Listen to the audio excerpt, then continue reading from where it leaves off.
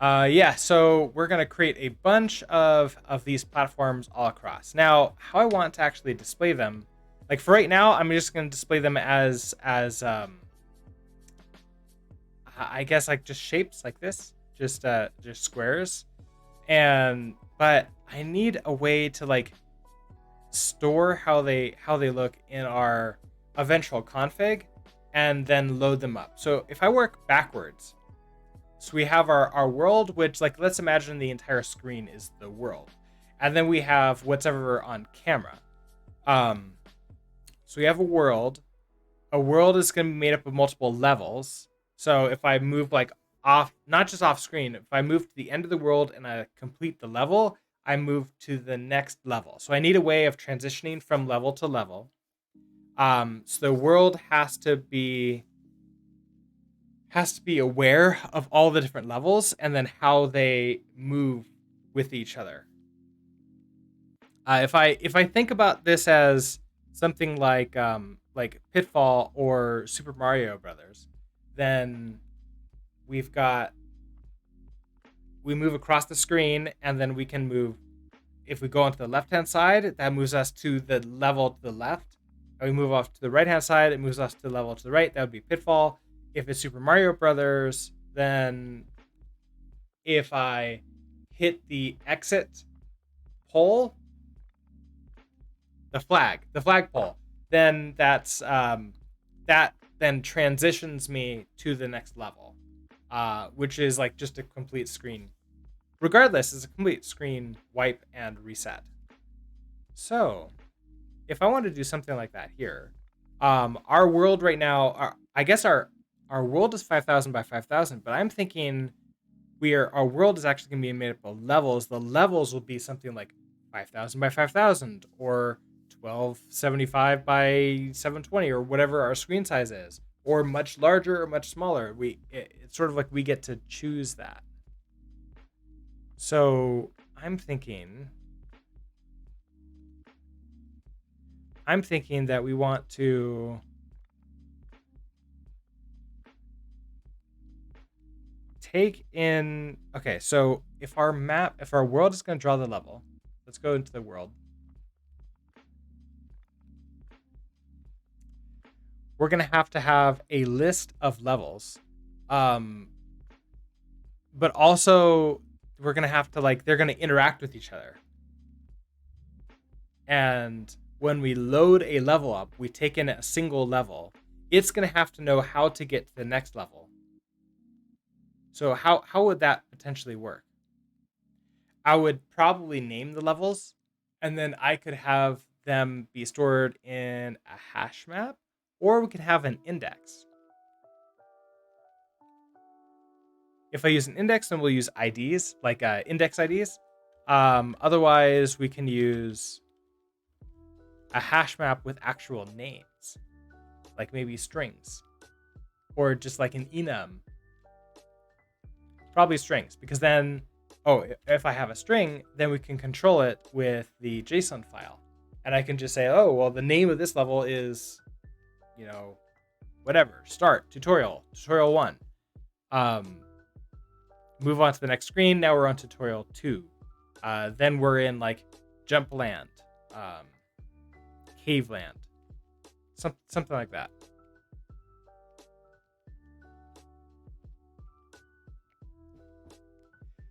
Okay, so if I have a single level,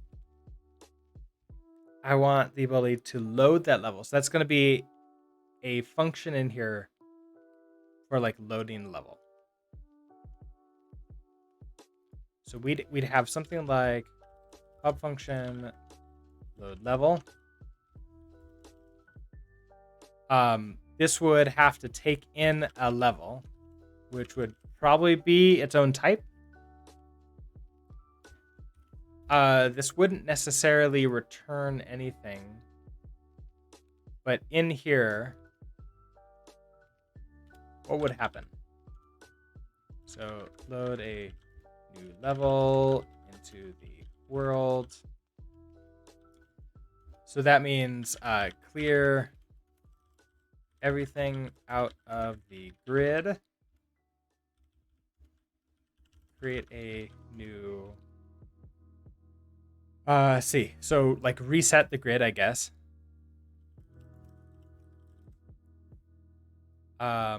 Then for each element in the level, then add those in. And I guess what that would end up looking like is we want to put in all of the platforms. So create platforms, put them into the grid.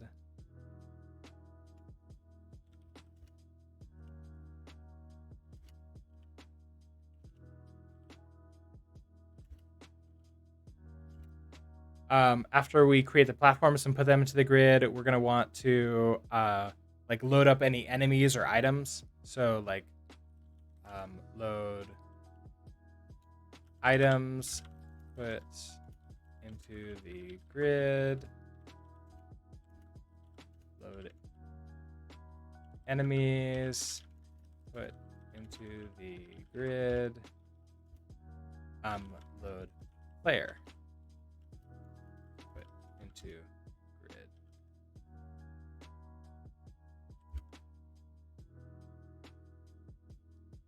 Okay.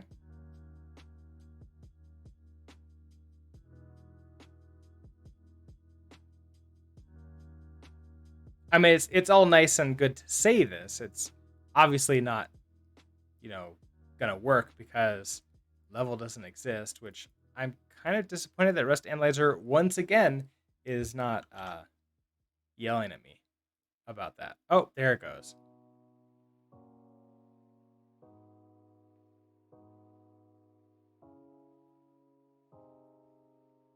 So if I leave level off just for a second, we don't have you in. Reset the grid is pretty easy. I believe that we have this reset grid, which actually just creates a new grid based upon the world. Oh, the world height and the. Oh, okay. So I think our I wonder, do we even need a world height then? If we're gonna have each level can be its own size potentially.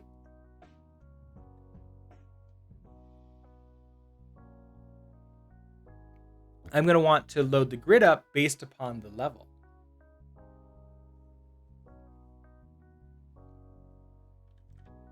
So this is probably gonna have like we're gonna take in the width of F32 and the height F32. Now, unit width should probably be based upon the world. Like we should base that upon the world, but the U should be like this then. And then we're going to have the level that sets up a grid for us.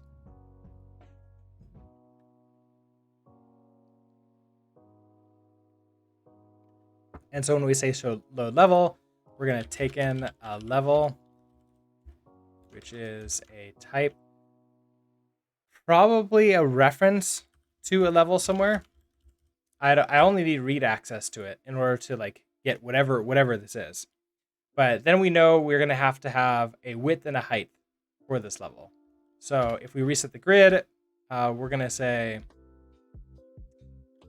self.reset grid, pass in level.width, level.height. Something like that.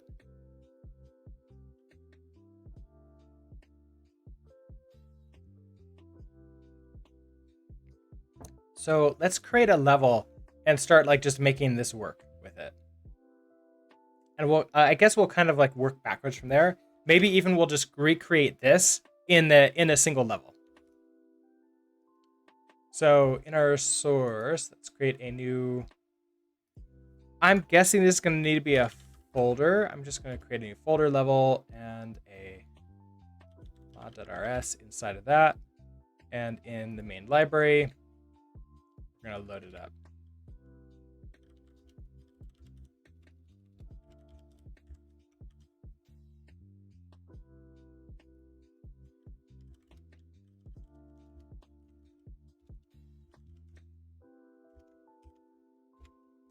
I might even want like levels or something like that to recreate that. So we have like an individual levels and some other data structure to sort of like hold them and understand what they are.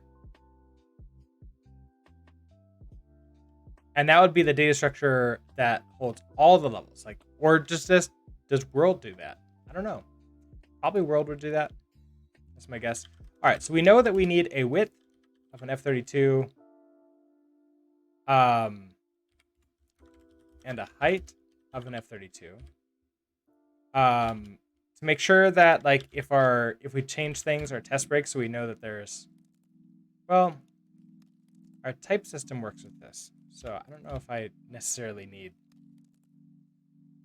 to do test with that. Let's implement a new function.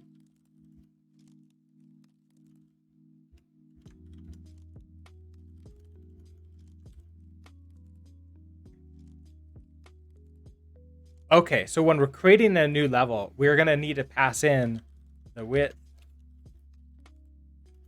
and the height. And so this is where our config comes in. The config is going to have the information for like, hey, what each level width and height is going to be. And we're going to pass back a level. So right now, all we know is its width and a type.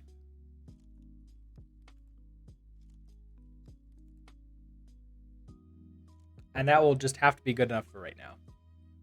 So we'll return self width height.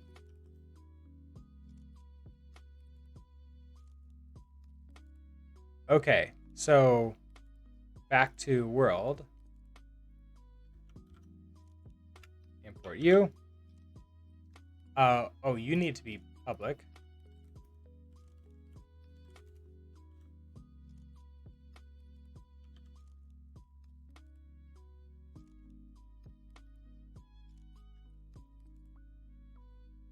All right, so when we have this build here, we're gonna need to know what is the current level in order to pass in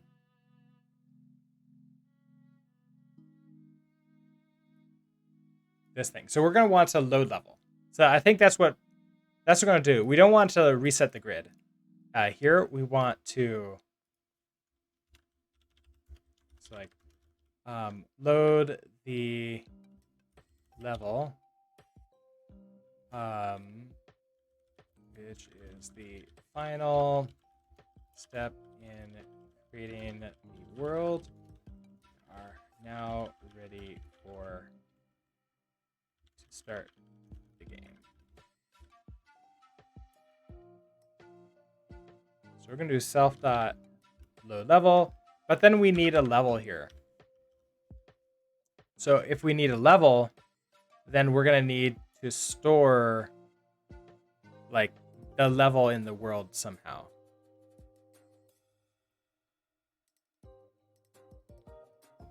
So how do I want to do that? I see. Well, okay, if it's just a single level, if we have a very, very simple game, how we just have like a level, that would be, we have level and it's gonna be this one level. And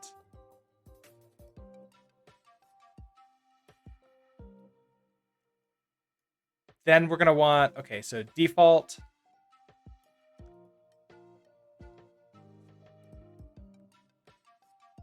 Now I suppose this is a problem. What is like a default level gonna be?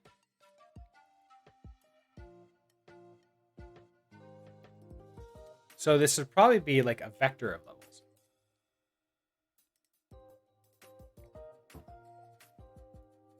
So I have levels, and you'll be a vec of level. And that makes it a lot easier because now in default, we can say, okay, levels, you're an empty vector. Okay, great. Then we can have this test here. CI test. We can even do like an add level.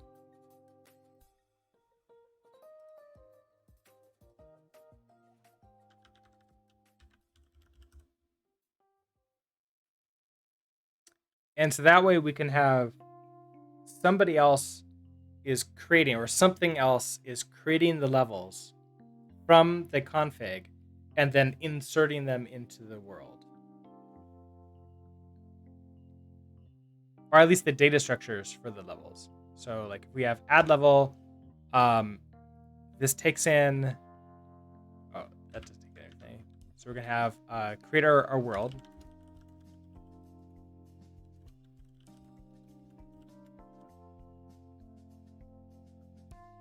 We're gonna assert equal that our vector is empty.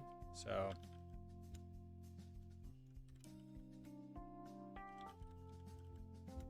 world.levels dot length is 0.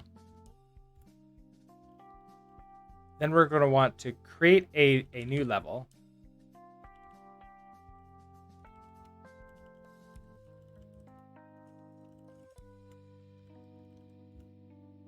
We're going to give it a width of maybe like 100.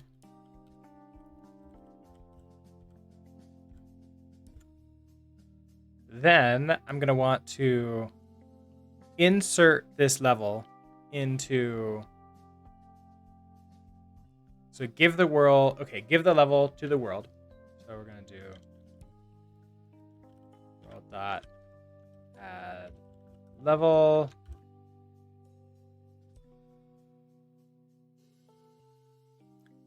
Pass in the new level.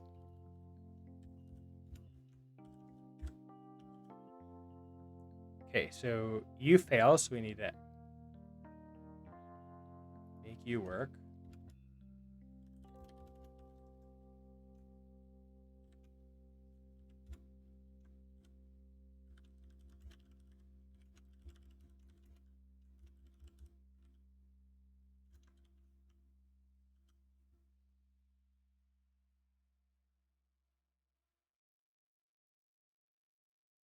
Okay, so then in build, all right, so you're still yelling at us here. That's fine. So we're gonna have add new level. Then I would assume that when we add a new level, we're gonna have levels dot length is now going to be 1, and the one that's in here is that level.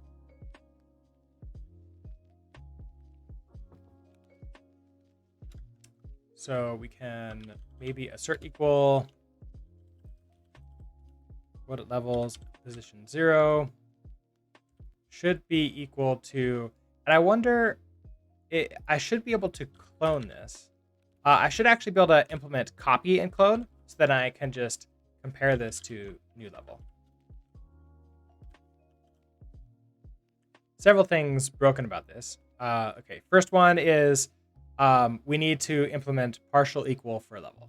So we can do that.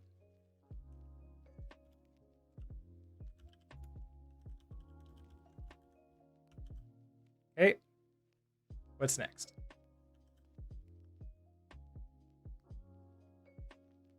Oh, we need to implement debug for it. We also know we need to implement clone and copy.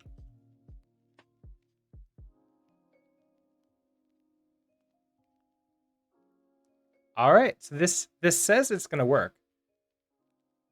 Now, something else that's like important for us is we're going to need to make sure that when we're creating a new level, that our like the index of like what level we're currently in. So like current level needs to be set. So we need to also assert equal dot current level index is going to be equal to 0.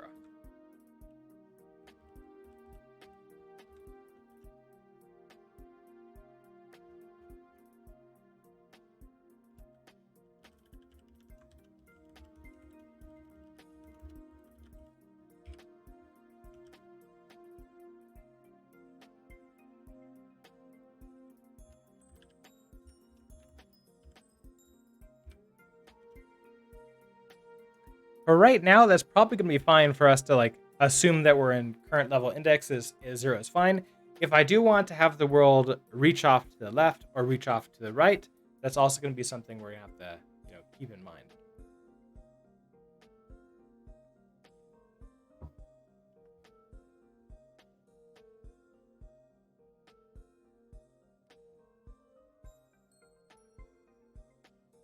Okay, so you should be happy now.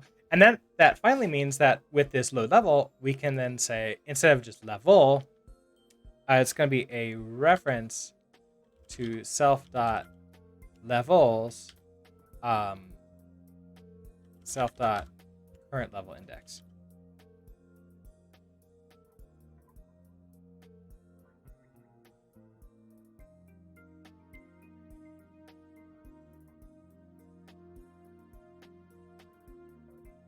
Oh, we need to extract it out first. So that level equals a reference to self.levels current level index.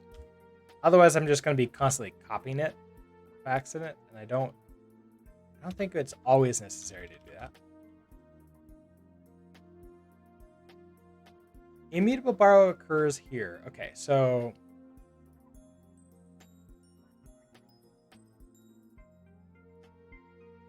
you know what? I guess with build, I don't really need this because if I'm storing, so load level doesn't necessarily work here.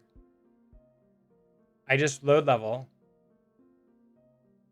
In load level, we don't take in the level. Instead, we would have to say, okay, let level equals maybe here I can extract it out. Rantupu, rating with a party of 8. Welcome. Hello, everyone. Hello, Ryan Tupu. How's your stream today? What were you working on? I wish that like had the had a nice name for me to go find. Like click on to go see your page. Stop. Mute. See, what are we working on? I wish you would show me easier. Let's see. Doing some lo-fi, building things. Where does it show the most recent? Java University. Ooh, okay. So you're doing some Java code. Nice. Well, everybody, we're waiting for Ryan Tupo to respond. Let's go ahead and set up. We're gonna play a game called the Get the Streamer game. This is one we actually made on stream. It's written in Rust, and GGEZ is the game engine. And it's sort of like a fun little celebration that we do every time we get rated. So go run release, and in the meantime, let's see. The way you play it is you use commands like #fire, #sword, #snake, and then the column name or column number, and it's going to drop them here. And I'm going to do my best to avoid them all.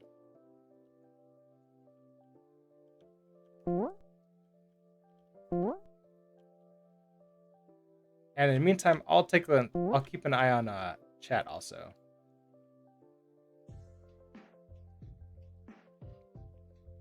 So everybody who came into the raid, how are you all doing today?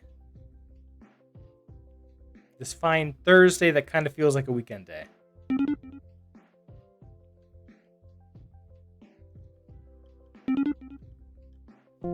Jeff Rodius, hello.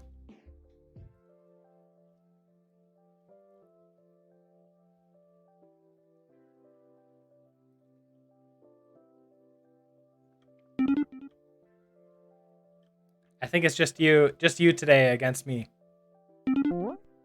Oh no, we also got Kurt BGB. Welcome to the arena.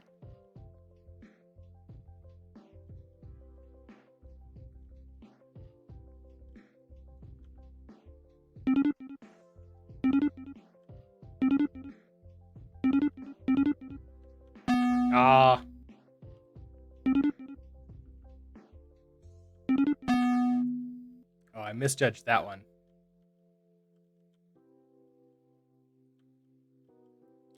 Part of this game, I gave myself iframes so it would be easier to not just like die super, super fast. Oh, thank you for the heart, Jefferonius.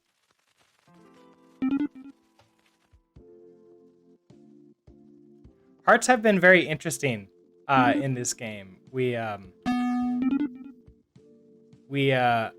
They've been used mostly to try to set me up for traps.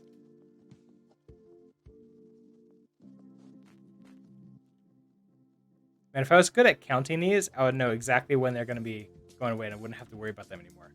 Woohoo, I won! And Jefferonius, you had 44 points. That brought you to a total of 81 over the lifetime. And Kurt BGB, welcome.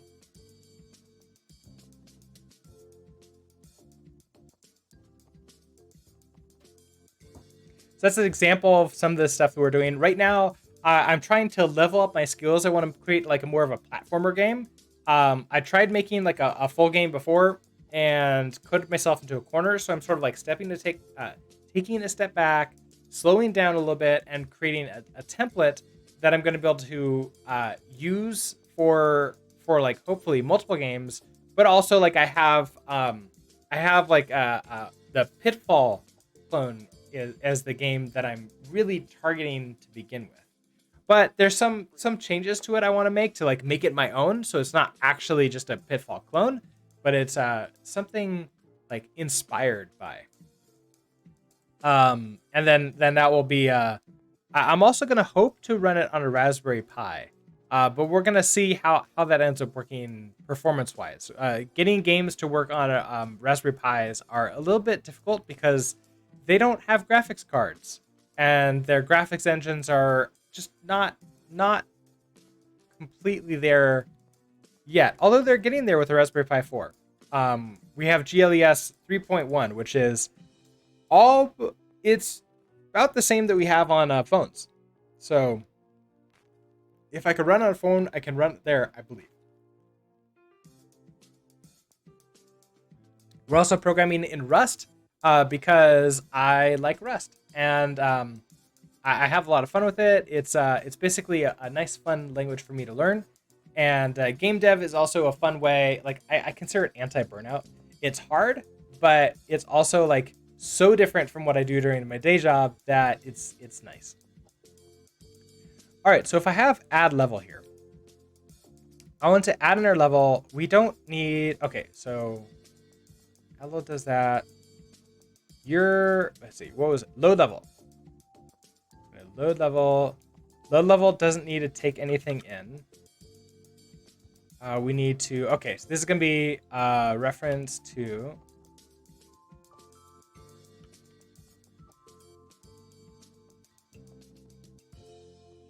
What happened? Where was I? There you are. Okay, wrote a reference to self dot levels of position. Self dot current level index. Okay, so that gives me a reference to the level, and then I can do level dot width and level dot height and pass them in here. Okay, so that's fine. So then no errors. I should be able to come down here and run this test.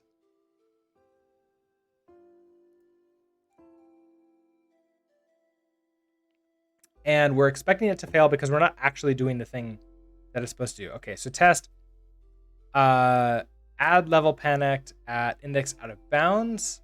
So add level right here is where it panics because it didn't actually add the level in. So let's go ahead and fix that.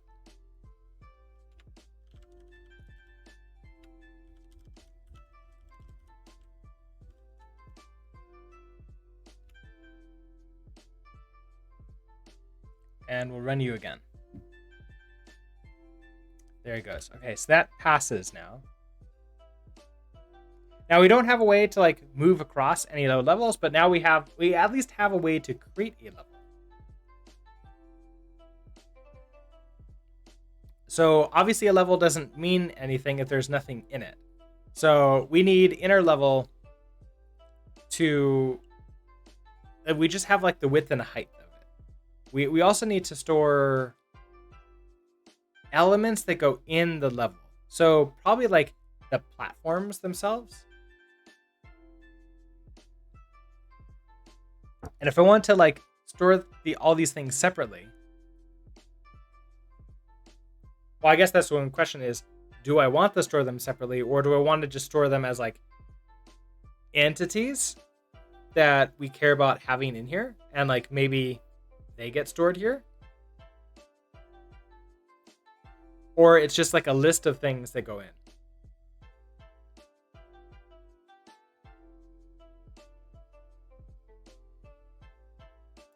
Like, so if I have something like a platform,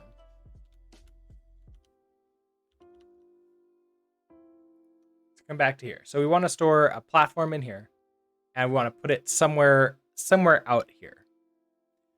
We need to know the location of the platform. We need to know its width and its height, and its color, and that it's a platform.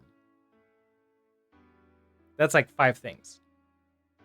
But, okay, so we need like, basically its type.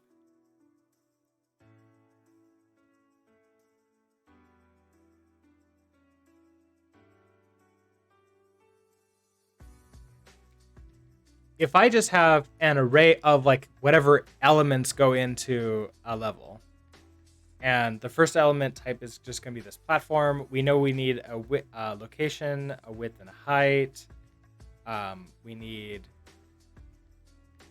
is it collidable? Okay, so we need to know that it's a platform, so we can set the collidable when we then create this and put it into the level.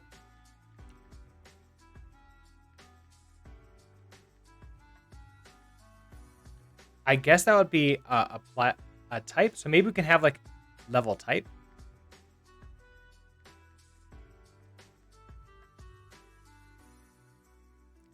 Or do I want like entity type? And like that gets stored over here in entity.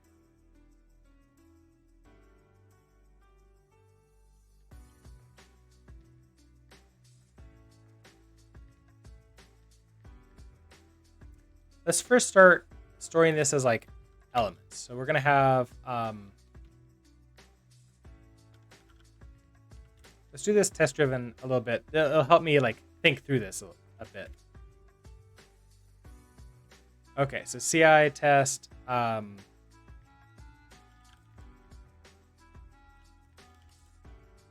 Let's see. Merry Christmas Eve, Chantilly. Hello. I want to create the level. And I guess this isn't just creating the level. Well, okay, we'll just start with this. We're gonna start with let level equals level new. We have to pass in a width and a height, so let's just say like 10.0, 10.0.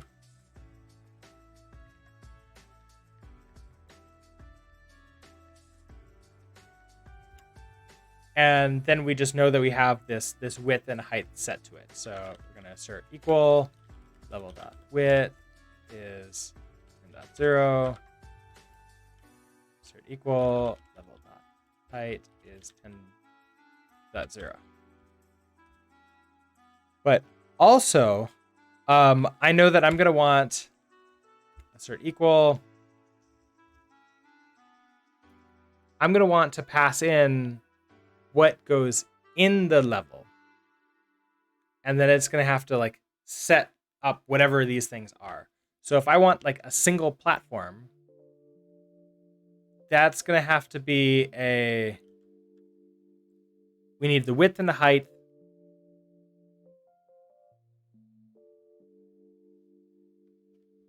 and the type. So if I do this as like, let's say a tuple type,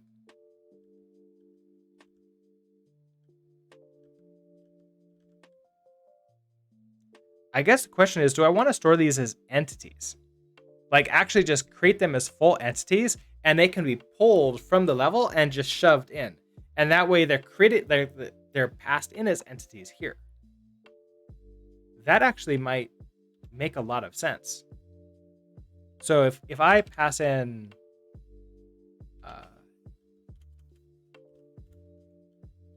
it would have to be a vector of these entities because we want more than one of them. Just a player by itself is just going to fall down off the screen and die immediately. So we want like multiple of them. So if we say like let platform equals, let's create a new entity.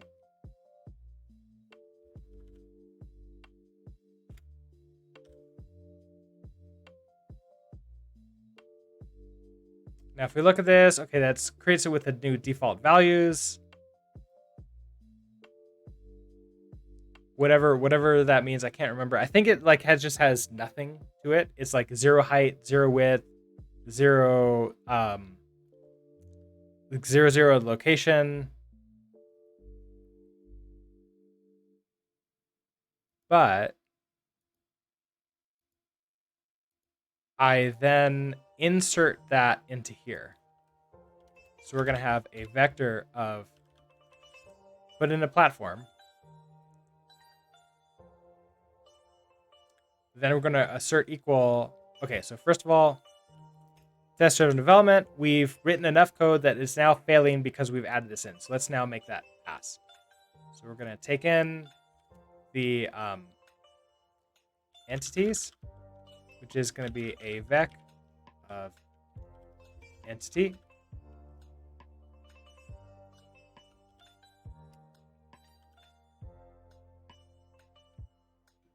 All right, so only warnings now.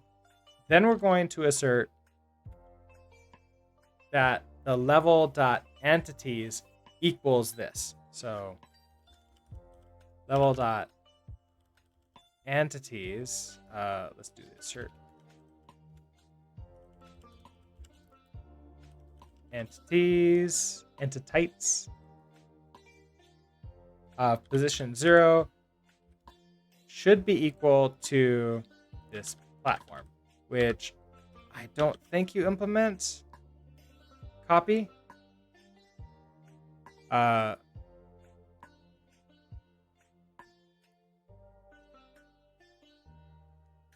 I don't know if it can. Can we implement that? Yeah, we can't because we already have a clone. But oh, we can clone it. That's not exactly going to be the same. Like here's a clone. It's a very light clone. So like for example, there's never a draw system. There's never a physics system when I clone something. So it's a super light clone. I wonder if partial equal would work. No, if I do partial equal,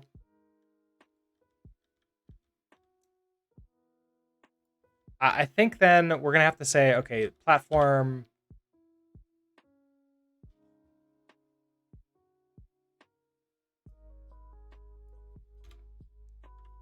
entities. Okay, position 0 dot location dot x, for example, and you're going to be 0.0. Basically, we're just saying like, hey, do you exist in there, and do you have it? Like, did you get put in there? So entities needs to be a vector in here. So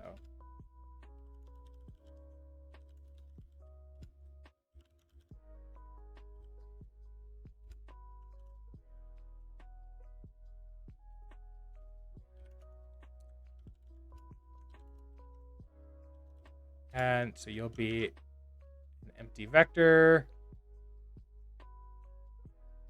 Now we can no longer implement copy for this type.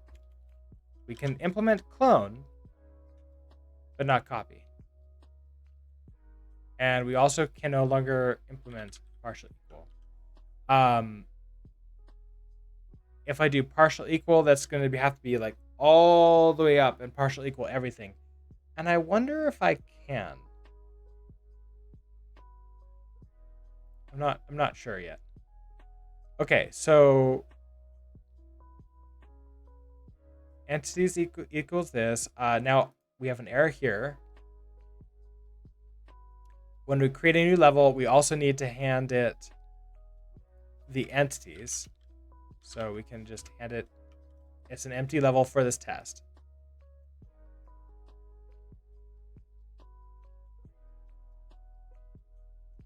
But we can no longer test that they're like exactly equal to each other. So we can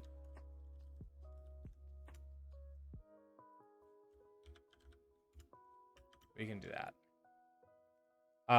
Also, we can't just clone this. So we know that you are 100.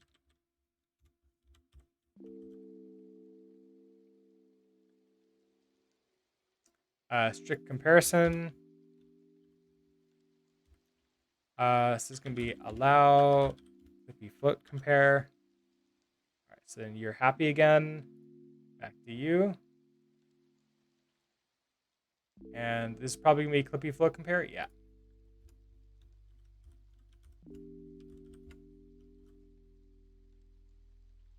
Okay, so you're happy again.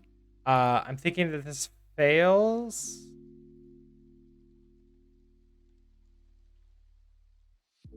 Out of bounds, right? It hasn't actually been loaded into into the vector yet. So we have these entities, and I guess this can just be entities like that.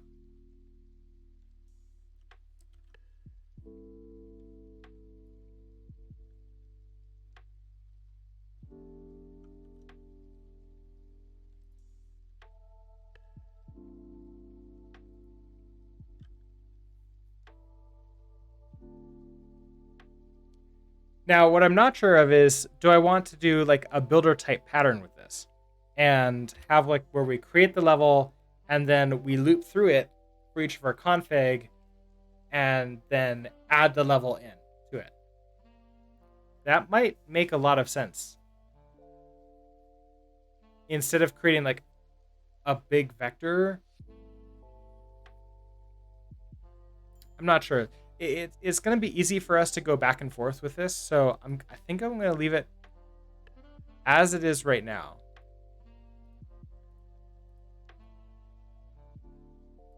It does mean that I don't need to pass in as many things here. Clippy isn't yelling at us about it yet, but eventually it might. Okay, so we have our level. It's gonna have these entities in it. We pass in. So I guess we need to want to create a level now and pass that into the world. And so we have this add level in, which then creates the, okay, so we have load level.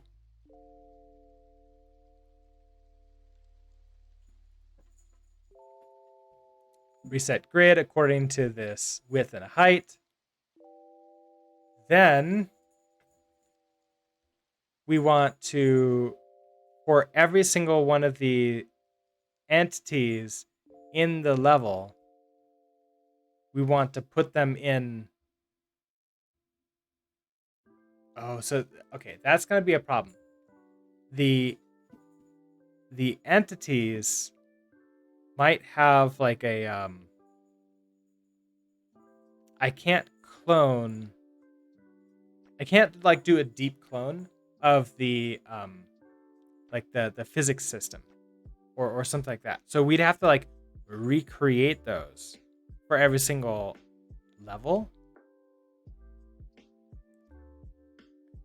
Because I don't want to like take ownership of it. And if I clone it, I lose the physics system. I lose the draw system.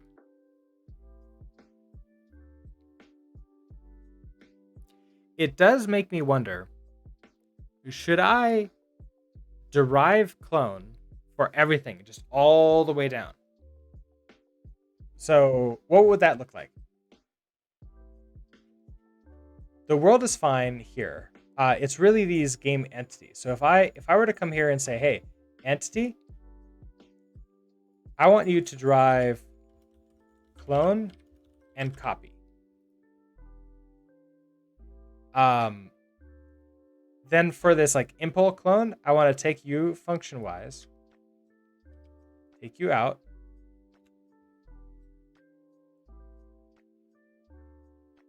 and throw you in here. But instead of like clone, I want this to be like a light clone. Maybe a shallow clone.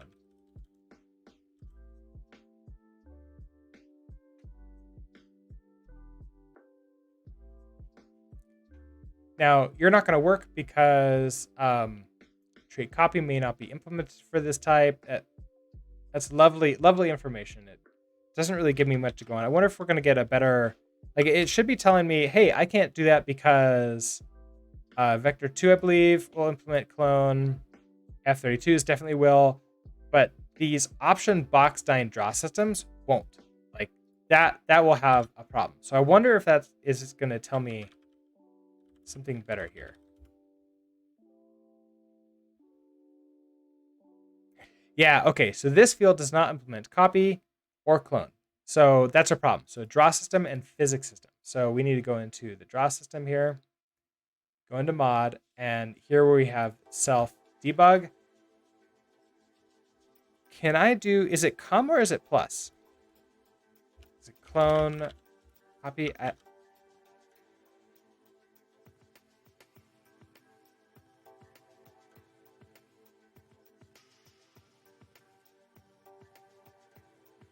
Expected colon. I think it's plus.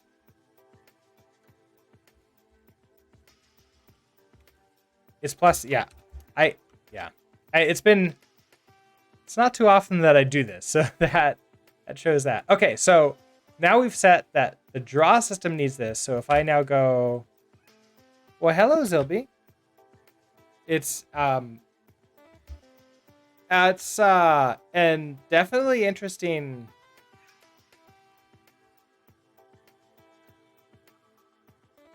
Definitely interesting code.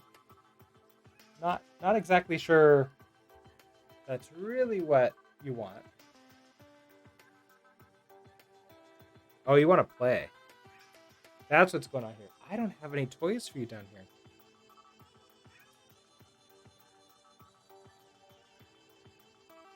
here. And our kitty cam is not working right now. It didn't load up with OBS for some reason today.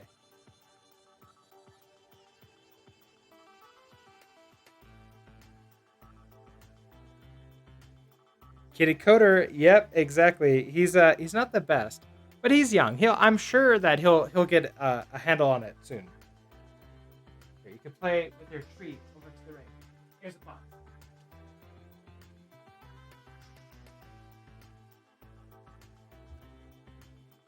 All right, so Kitty Coder doesn't pass code review. So let's take this. We're going to go into our draw systems here, and we need to now derive, debug, clone, and copy here too. And then you should be happy there. Drive, clone, and copy. Now, it's not really giving us good feedback here. We have to do the exact same thing to physics system. So we have debug plus clone plus copy. And then go into our player physics systems and add it in here.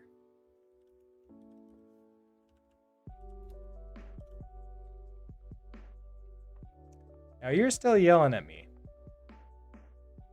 And I wonder if it's because it's a box dyne doesn't implement clone or copy. And that's actually going to be our problem.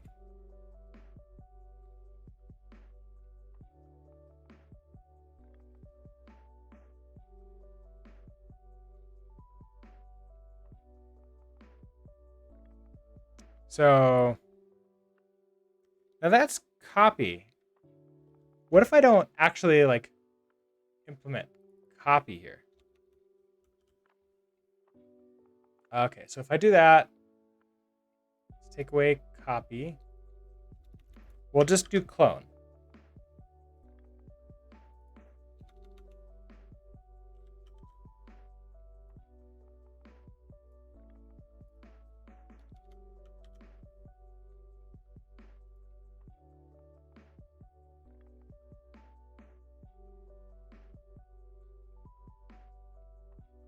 Okay, this trait cannot be made into an object because it requires self-sized, but we don't have that.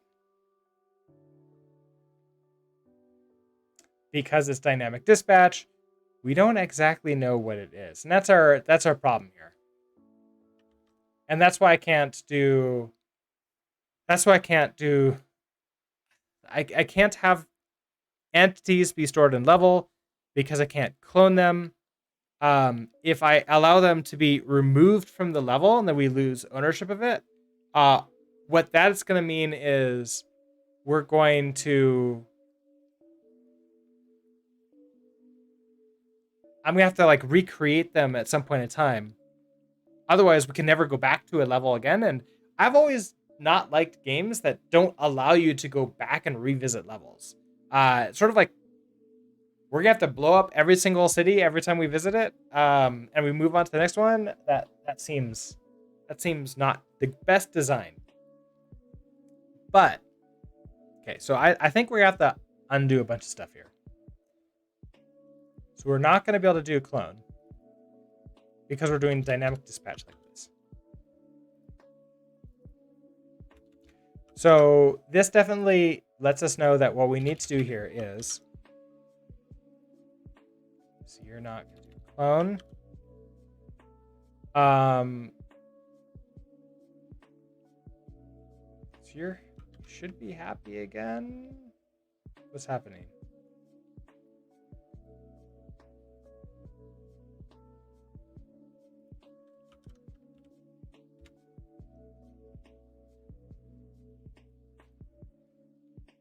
Oh, is it because I have, say, entity mod? I took away the clone and copy. So you should be fine again. This is physics system. Oh, that's draw system. Hold on. Physics system. Oh, I had copy on. Did I take you off?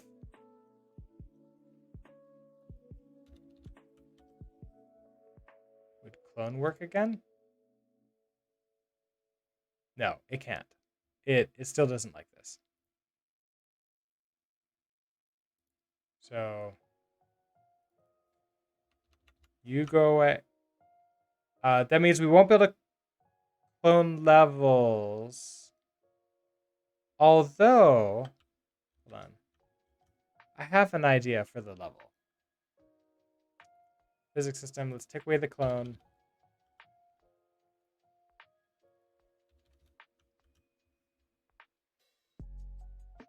Yeah, then everything is happy again.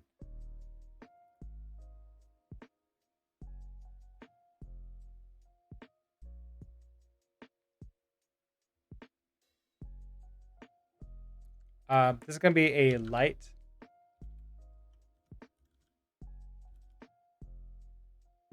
Subset entities dot. Oh, okay. Yeah. So we probably want to like go back to deriving, like implementing clone for entity. So let's come back to entity. Oh, hey, Zilby. Sitting on the keyboard is not the same as coding. Okay, there you are. He's sitting on a tree now. I have a cat tree right next to the desk. I wonder, is he hungry? Did he run out of food? Oh, he did. He ate all of his food that I have. So I brought in some food right before we started, and I think he ate it all. I don't know if he wants to play or if he's hungry. Or both.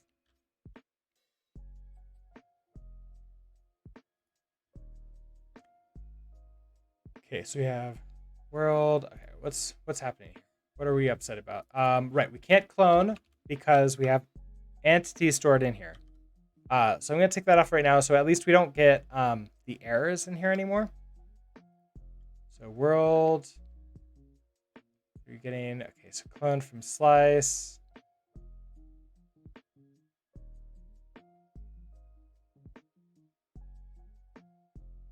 No method named clone found in here. That's because in entity, we need to go back to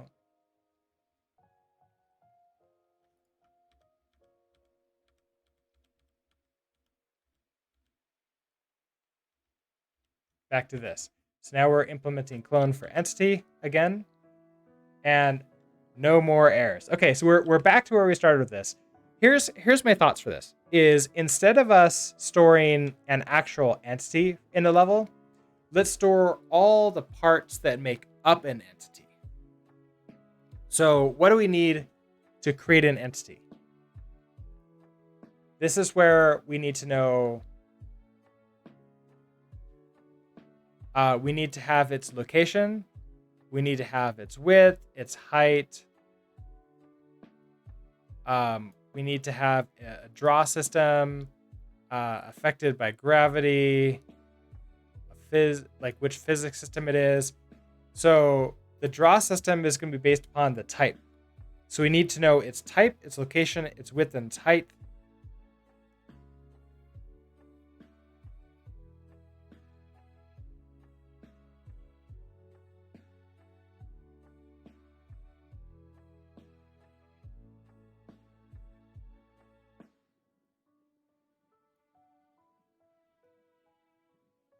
The physics system, yeah, and then the collidable will be based upon its type when we create it. And then the state also will be based upon like what it is when we create it. So in reality, it's location, size,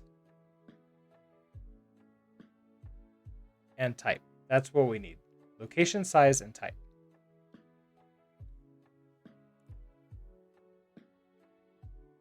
So how do I want to do that? To me, this seems like maybe I can have another struct here that entity can pull in that will have that information, and that can implement clone and copy pretty easily.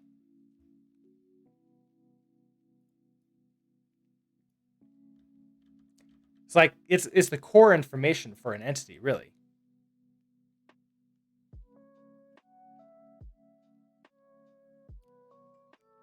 So what's a mix of like location and size? I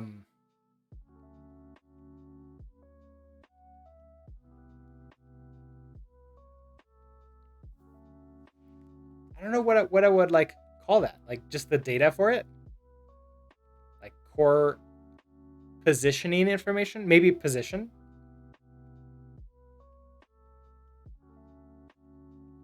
I would also want the type too.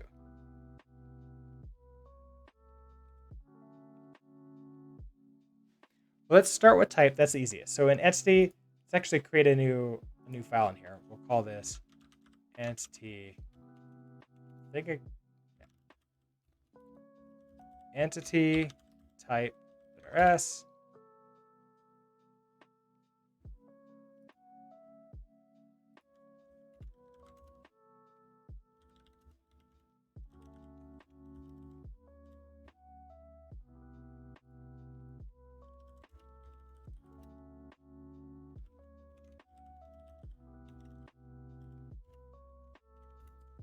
So right now we know that we have two types that we care about. We have a player and we have a platform.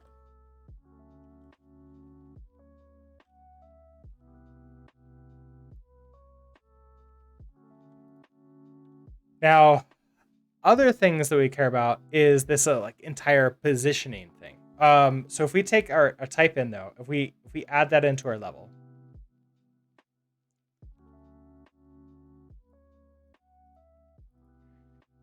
I mean, I could do something. I can't do like an anonymous struct here with this, but I could do something like a tuple that's going to hold a. Let's change the test first. So instead of this platform equals new entity, we're not going to have anything like that.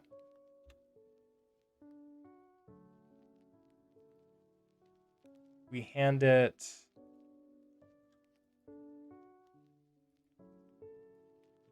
this new vector, which will have the type.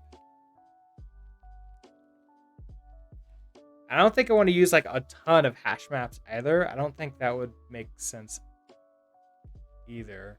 I could just do another struct that holds them two together, but it back down to like, I don't know what to name it.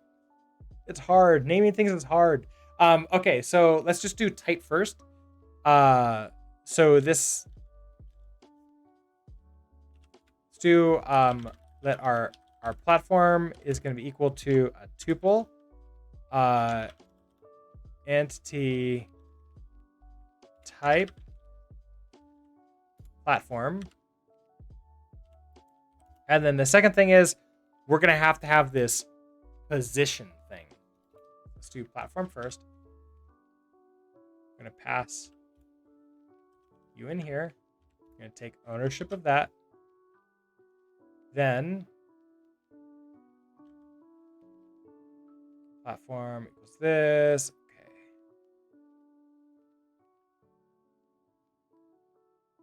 Okay. We come through here. Okay, level width, level height, level entities of 0. I should actually just be able to go back to entities of position 0 is equal to this tuple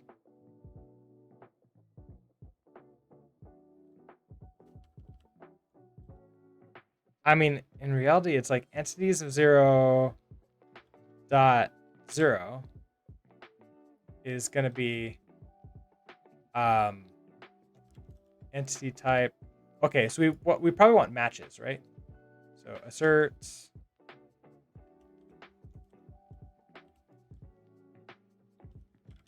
level dot entities position 0 dot 0. So that's going to be this this type, and you're going to be entity type platform. Okay, so assert that you're equal to each other. No field 0 on here. Not terribly surprising. So we need to fix that. You're no longer an entity. You're now a tuple that holds a entity type. So entities, you're now a tuple holds entity type. You get thrown in there.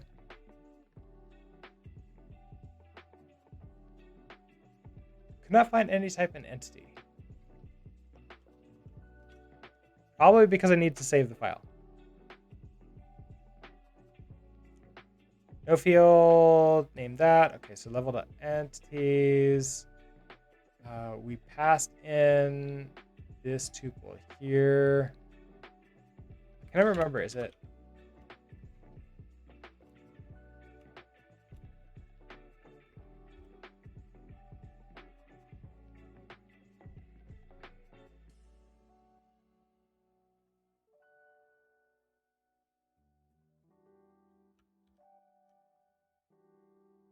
Oh, the parentheses isn't doing its thing here because you need multiple of them to actually do something. So if I do that, then .0 works. Okay.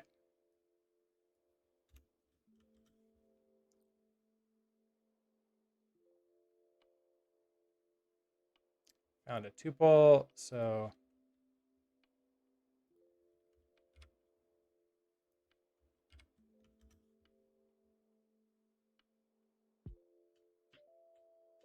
okay, so entity type doesn't implement debug. Let's go do that.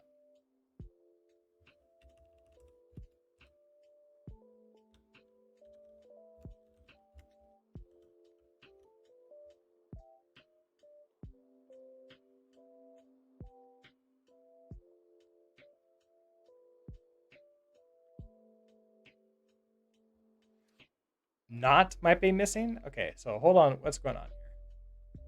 Cannot apply unary operator bang to type entity type, and implementation of standard ops not might be missing. Now, what we can do is we can use the matches.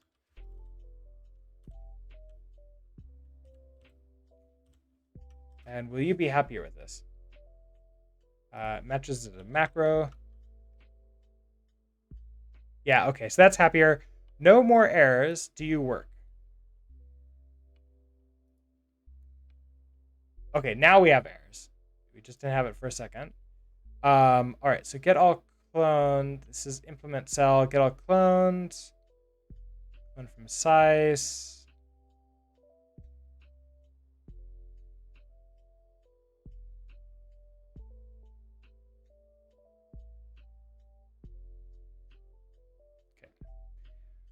It expects one argument.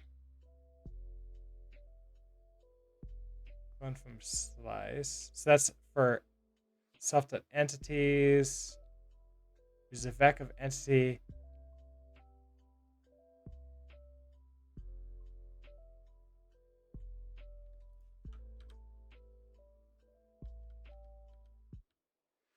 Okay, I think it was never supposed to be cloned from slice, just clone. There we go.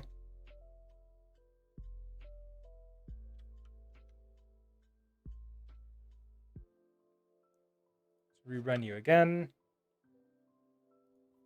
All right, all passed. So what does that mean to us? We have, well, okay, so we now need to pass in like this positioning thing. So an entity has positioning information that should probably also be stored inside of here. So in entity, I'm going to create a new file called a position.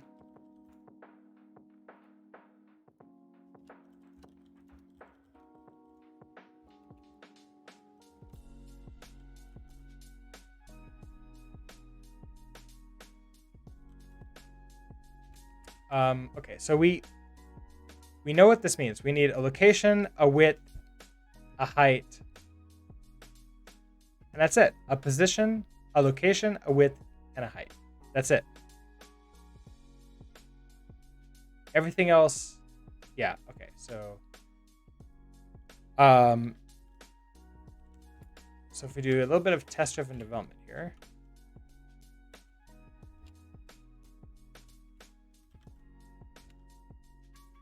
So CI test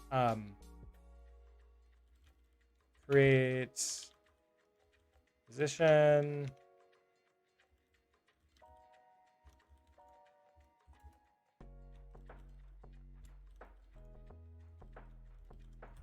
Let's create a new position. We're gonna have to pass in the location for this. So we're gonna have to pass in something like let's do that width.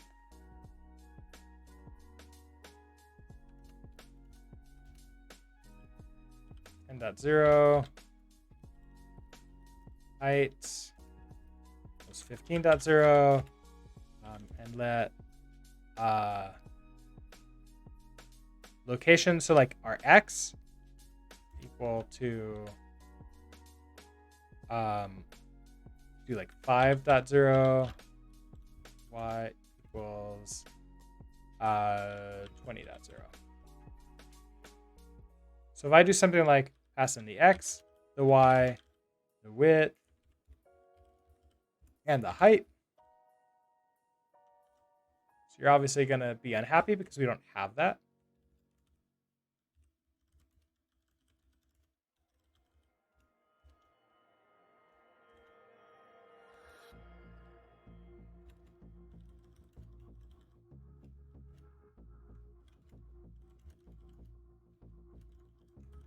Okay, so we have our x, which is an F32, our y, which is an F32, our width, which is an F32, and our height, which is an F32.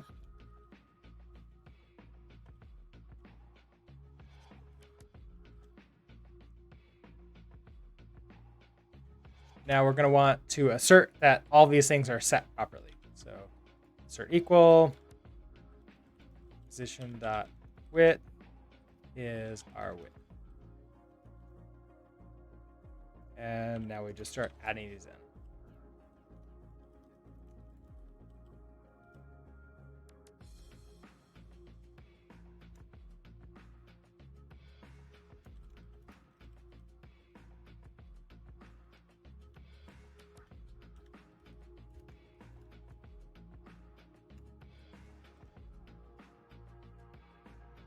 And we also need that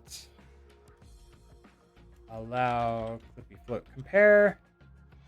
And this test should work. There we go. So now we can just add the rest of these in here. So we're gonna have insert equal position dot height.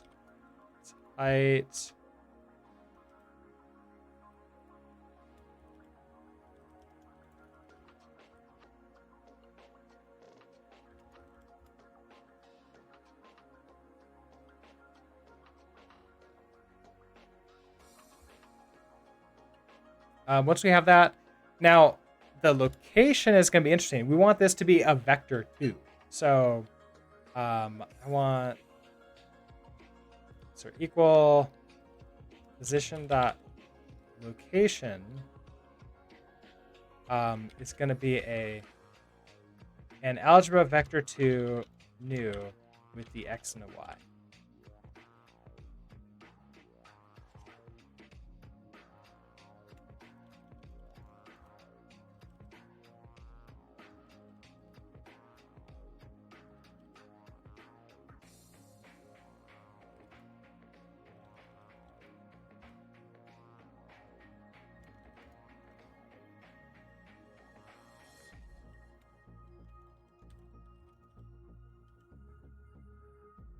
Okay, so if we run this test, you should still be happy. Okay, we are. Perfect. So now we have this position. For our level, I want to come back to here. We want to pass in for this platform, you're a type and you're also a position. So we need to create a new position. So that position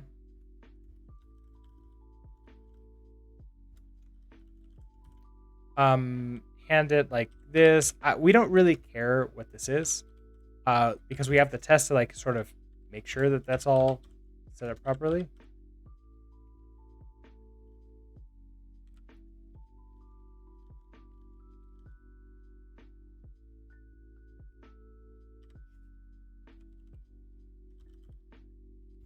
And then we pass you in there. Okay, so now we have a tuple of entity, the type, and the position. And we're going to pass that into level. So you're upset now because you're taking in this. So you're now also a position that comes in. This gives us, okay, we match that. And we want to, I think that if I set up copy and clone a position, then I can do something like assert equal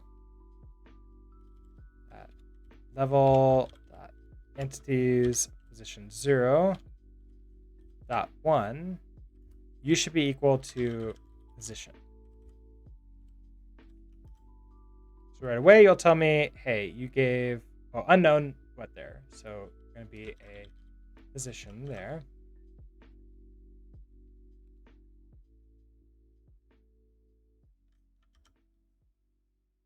I need to pull. Stop. What's wrong? Position doesn't implement debug. Okay, so we need to go fix that.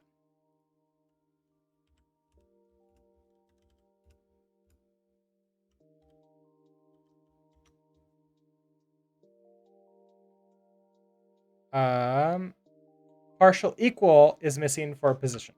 Let's add that in.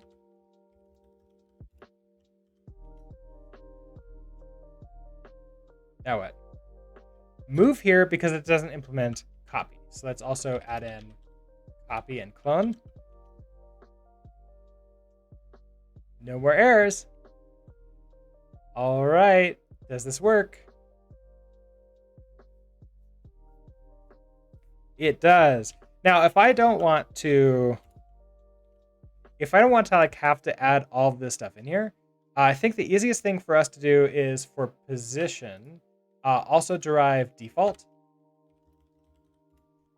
That's going to give it Well, actually, it doesn't know how to give it a default vector. So let's implement this ourselves.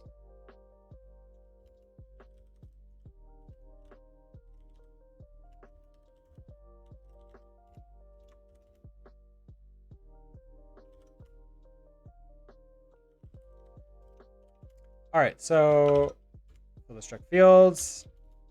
All right, so for the width, let's put in like 0, 0, and this is gonna be a vector 2 new 0 and 0.0. And then that way in here, I don't actually care what you are. So you're just gonna be a default now.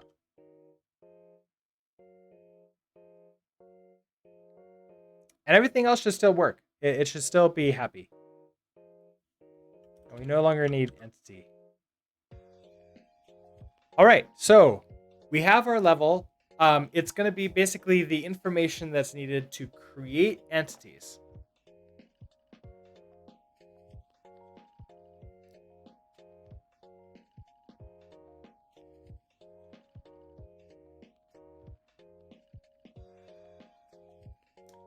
Then we're going to have to go back to our world.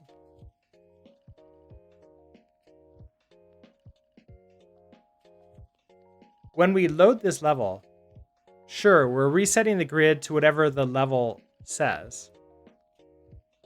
But now we're going to need to do something a little bit more. We need to take all of the, like, create all the things, right? We need to create the entities based upon what's in the level and then insert them into the grid. So how is that going to work? We have this level. We probably want to for each through. So we reset the grid. We're going to want to for each through the entity. I guess like the entity information. So level dot. Oh, you're not public.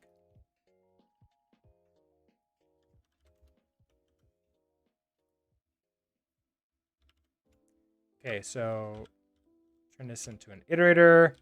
Then we can for each. Then we're gonna get, and it's not really entities. Maybe that's like a improper word for it. Let's actually change that here. You're really entity information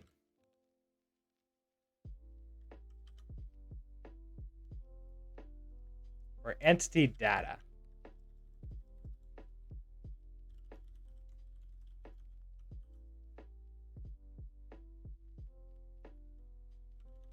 Okay, so we loop through for each all the entity datas.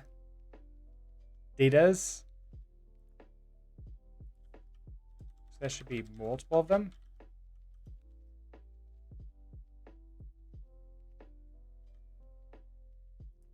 Then we're gonna get a entity data. And we could actually probably extract this out here. So we're going to have the entity type and the entity, like the position.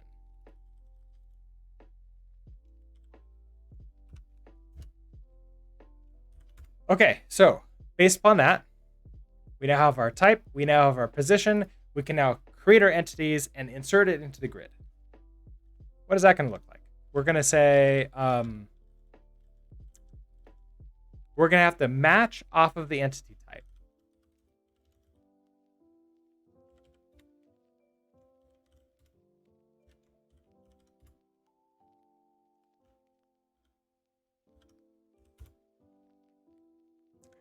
Right now, we're only putting a platform in there, so let's worry about this.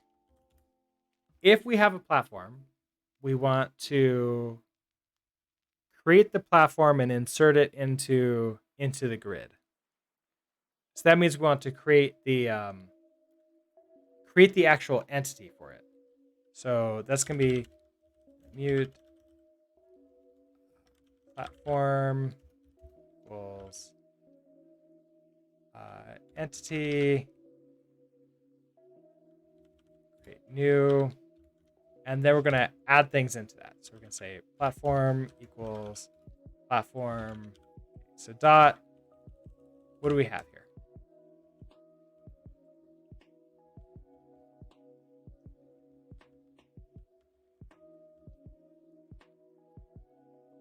Oh, it's the blue ones. That's what I care about. Okay, so collidable. Yes, it is collidable.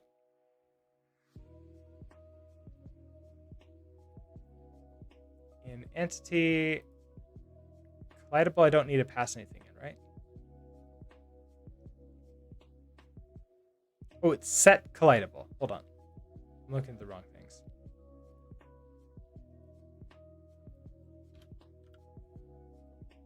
Oh, I'm looking at the purple. Okay, so...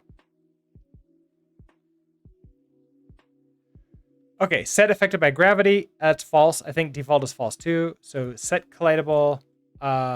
This is true. Set a draw system. So this is going to be a box new.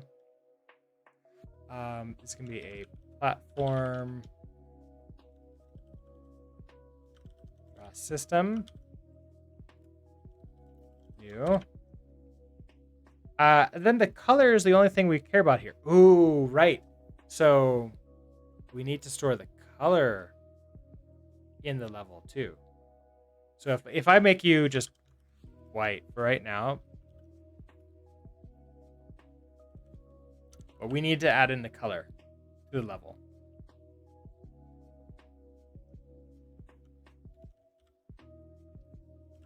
Okay, so set the location. This takes in an X and a Y. You know, in that case,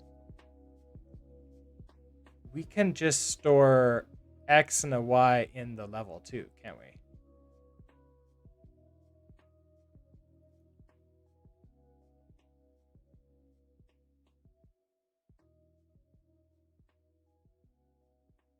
Oh, in a position.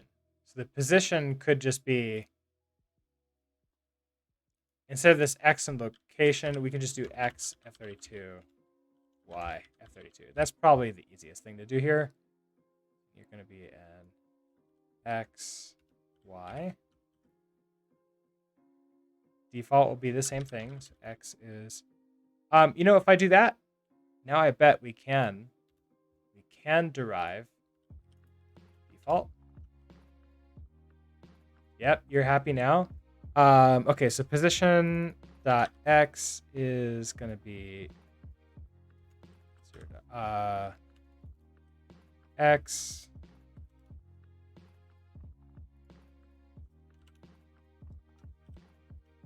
position dot Y is Y. Okay, so then you're happy here. We head back to world. So set location Y, we're going to get our level. And this is going to be level. Oh, it's actually position dot X, I think. You all need to be public.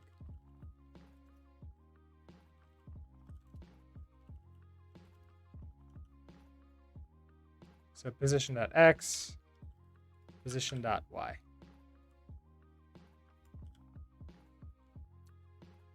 Physics system.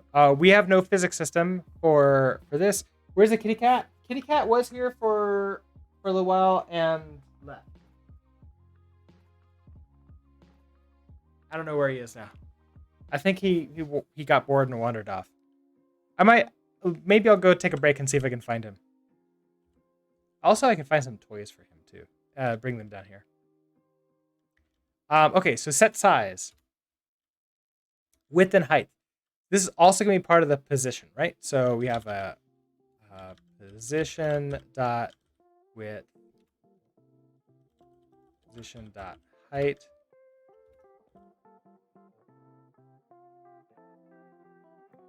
Set the size, and that's it. That's all you got. Okay, so that gives us our platform is now updated properly.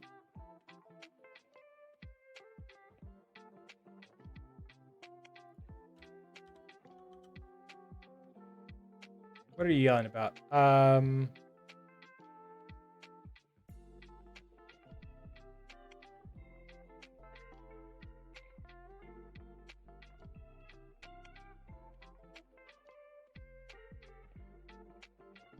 Oh, I don't think I need to reset it like this. I think I can just do that.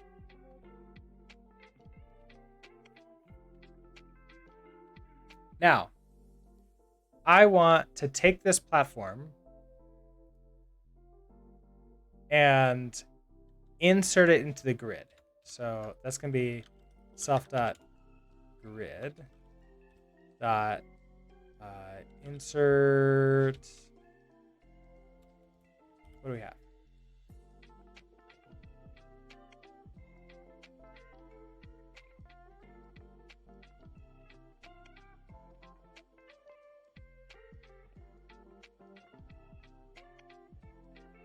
I thought I had like an insert.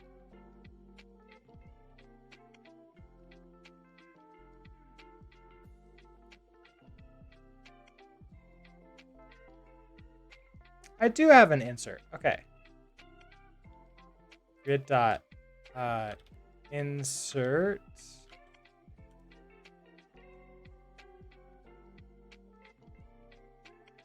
I dev mute self. Okay. Oh, that's why. Okay, we have a problem up here, and that's what's causing us problems down here. So we're saying cannot borrow self as mutable because it's also borrowed as immutable. Right. So we need to grab the width and the height externally out of here. So we need to say let level width. I guess we could just do width equals level dot width.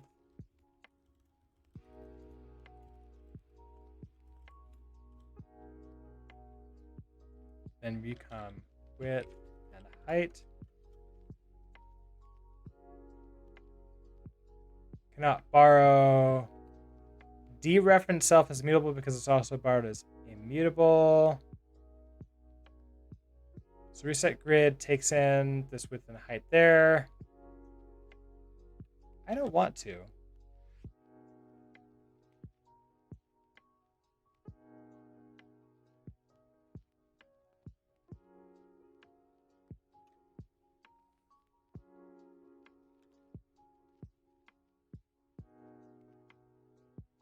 So 98 immutable borrow happens here, where we say that.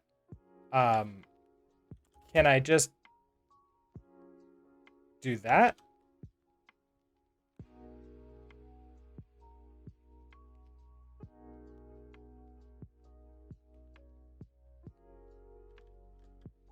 I mean, okay, so I guess I could. But you're not exactly happy with what I'm getting out here. What if I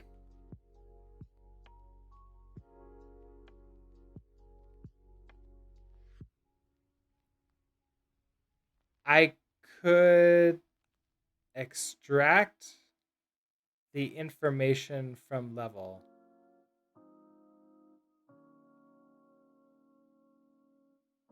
Because I don't want to do this. Because I don't want to take ownership of the level. That's a problem right here. I don't want to move out of it. So we want a reference to it. But I want to also drop it. So if I put this in a block like that, now it can't find this within a scope. If I do something like this, then you're unhappy. Then you're unhappy with this. Oh, you know what? I think there's an actual drop, isn't there? Can I do this? Like, I get the width and a height out of here. We also want. Should we just implement copy and then that solves this entire problem? Because we're gonna have the same problem with like get a reference to, and if I drop, okay, they'll be upset about that. Okay, let's just implement copy for levels. So we're gonna go in and copy.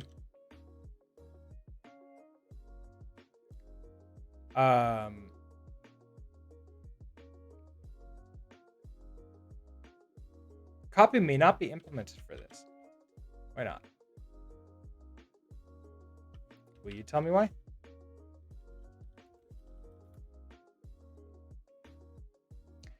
Okay, because entity data's entity type position does not implement. Okay, so entity type and position also need to implement clone and copy. So entity type, clone and copy, you should be fine with that. Debug, clone, copy.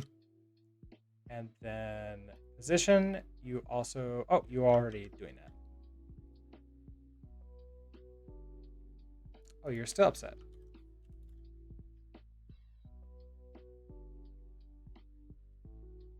Okay, so level mod, copy. This field does not implement copy. Wait, does vector not implement copy?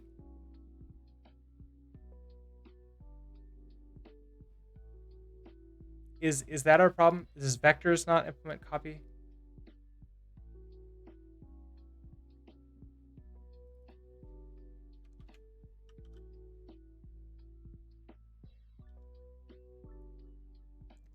So in that case, I can clone it explicitly out of here.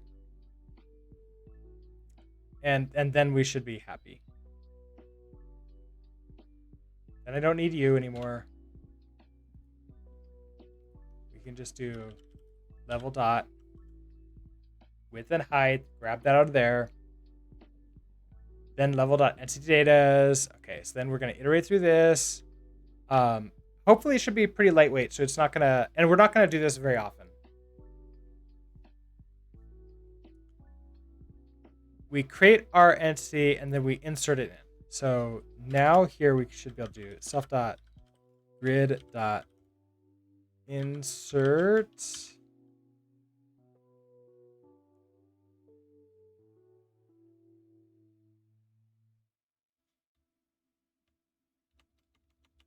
Wait, where are you upset about?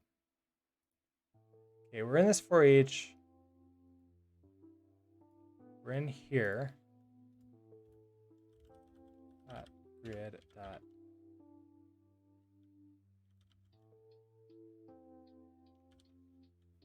What do you think this is? Okay, so grid is, oh, this option grid. That's our problem. Okay, we have an option grid.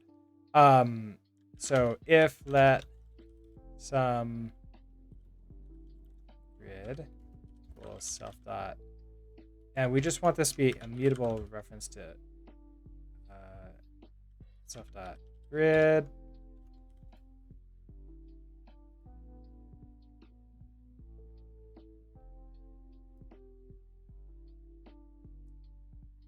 Then we have grid dot insert. There we go. Insert the platform. Okay. So there you are, low level. Low level gets called automatically by build. And we have default current level index. And then also levels is empty. So we need, do we have anything? Okay, so we have add level also. So that's on our world. in our main library here, we now want to, for new, we create a new world. We set all this stuff up.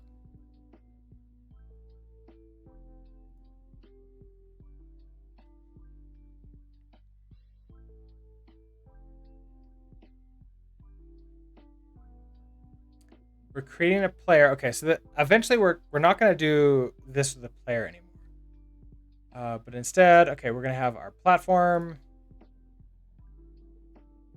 Okay, so we're not going to create a platform like this anymore. Instead, oh, we have this add entity.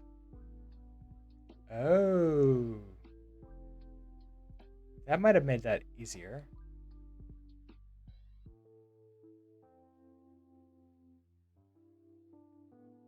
Hold on, I think, can I just do this? Self dot add entity platform like that.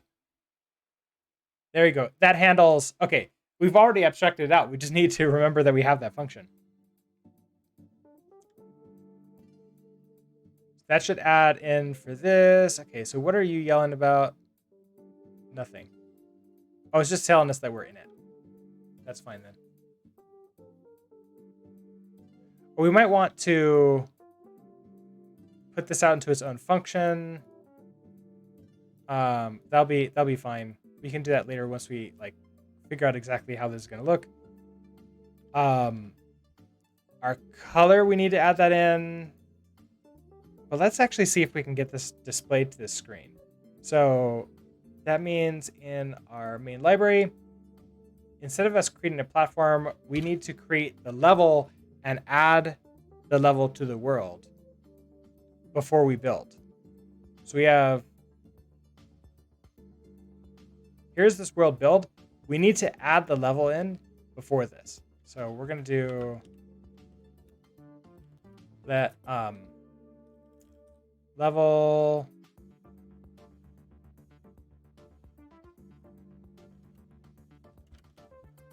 so new vector. This is going to be a level new. Okay, so width and a height for this. Let's give it a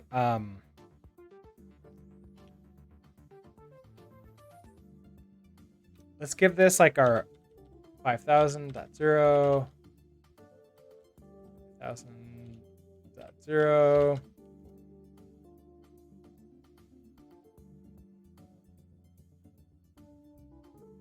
and then okay, then our entity data, this can be another vector with a tuple of entity type platform and then a position new. Okay, so where are we going to put this? Let's put this in like 50.0, 50.0, width and height. Whatever our unit width. Okay, so we'll do config dot world unit width, config dot world unit height.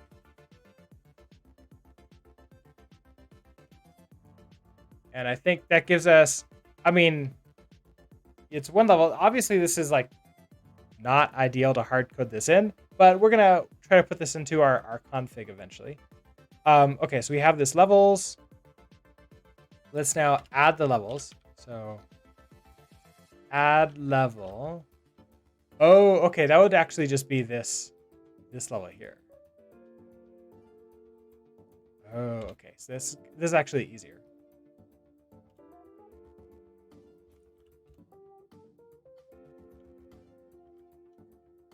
So we create a new level, we add the level of this level in. Add level should return a mutable reference to self.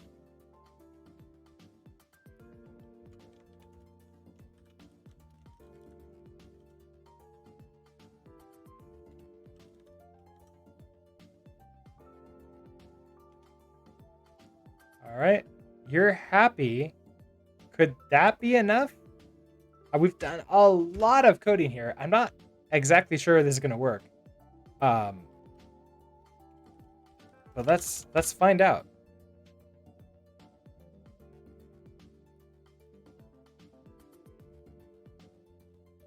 That's our player. Okay, so we're adding in the player as an entity. So you see that. I don't see. At least I don't think that I see any other entities in here. You're also really slow for some reason.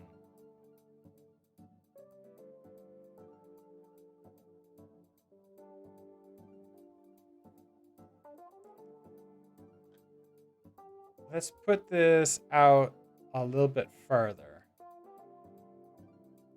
Like 500 by 500.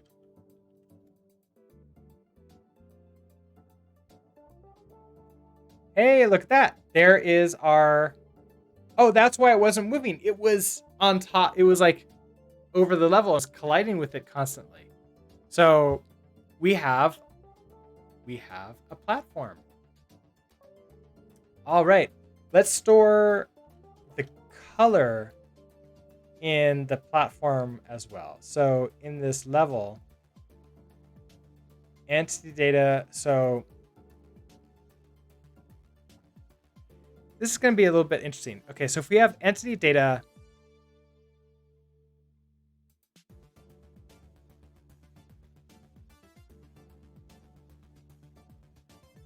entity type, the position, and like a color or two.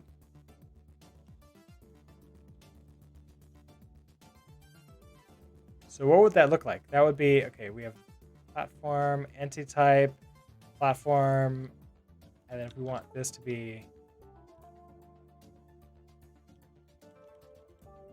white.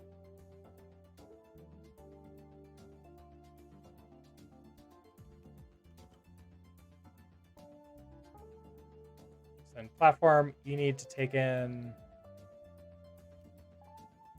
this can be a color.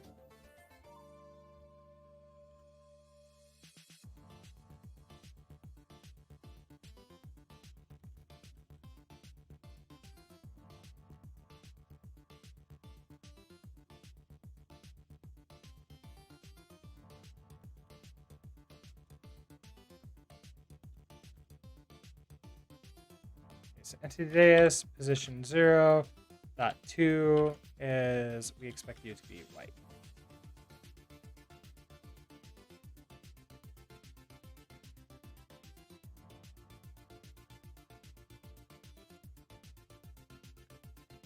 Oh, live.rs. Yes. So now when we create this new level, we have to give it what color we want this to be.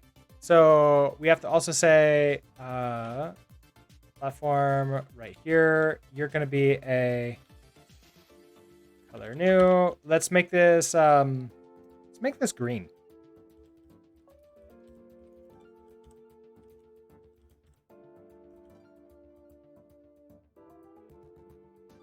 And for you, okay, so for each, we're also going to pass in the color, and we're going to pass in the color here. And you need to be a reference to a color. Oh, wait, no. A dereference to a color? Yeah, okay.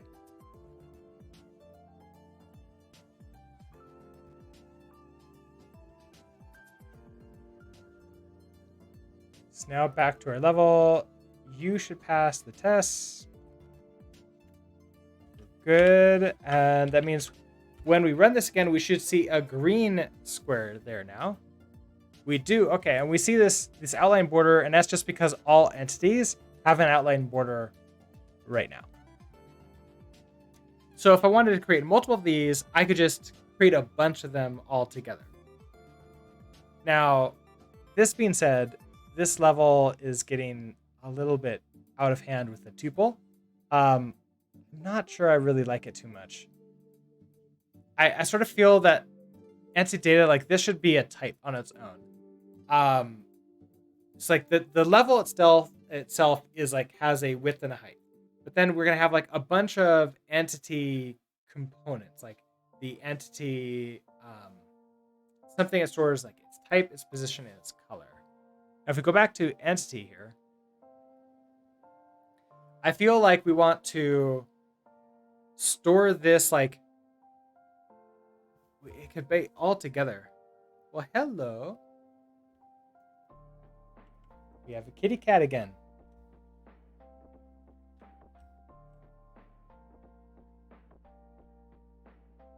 Well, temporarily.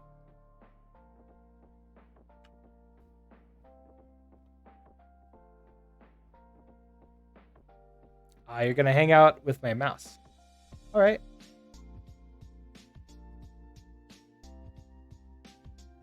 It's just out of camera shot.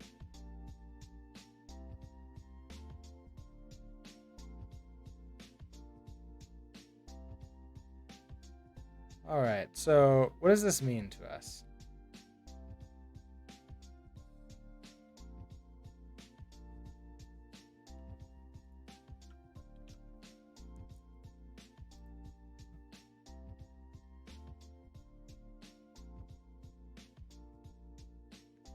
Now, something interesting is that we don't actually need to store the color in the entity. We're just storing these things.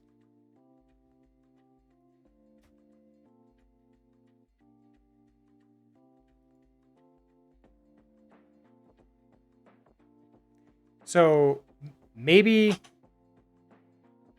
if I have like a base data, like entity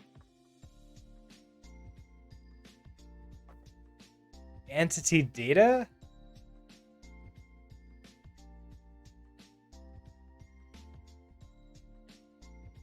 positioning doesn't sound proper anymore. Like I probably shouldn't call this position. But maybe if we have like the width, the height, if I add in color here,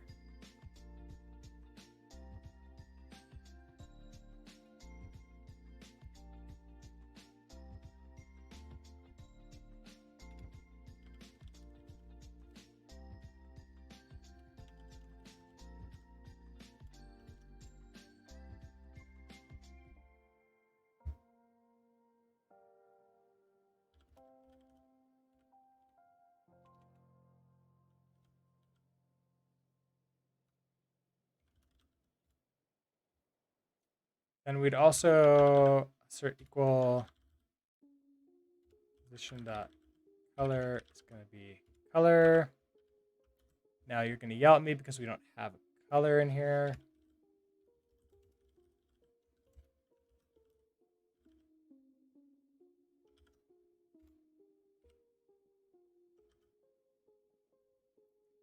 Then you're going to yell at me because we don't take this in.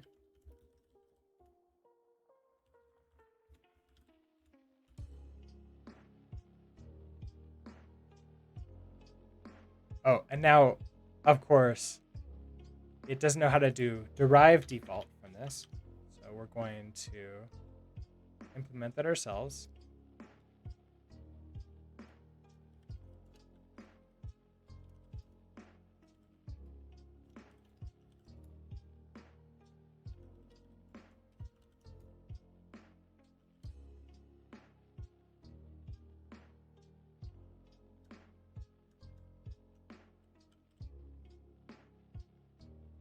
And so for color, let's just make that white.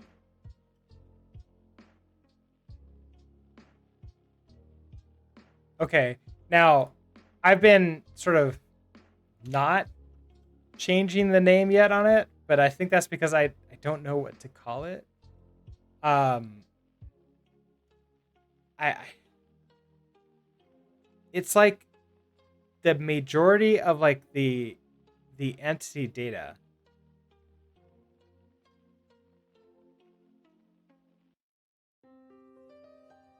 So it has the sizing, it has the location, and it has the color. It's me. Hello. Merry season to you too.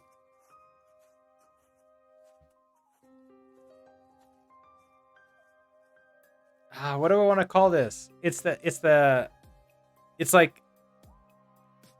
it's the part of an entity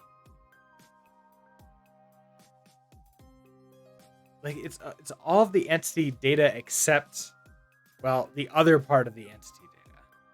So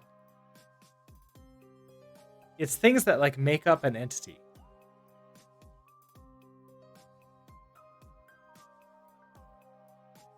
So it's not position. It's not like position name. It's not just the color.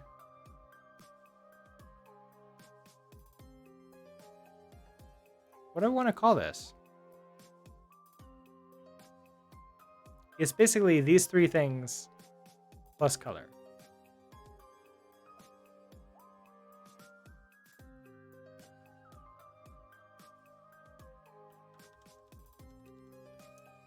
What if we call this like entity?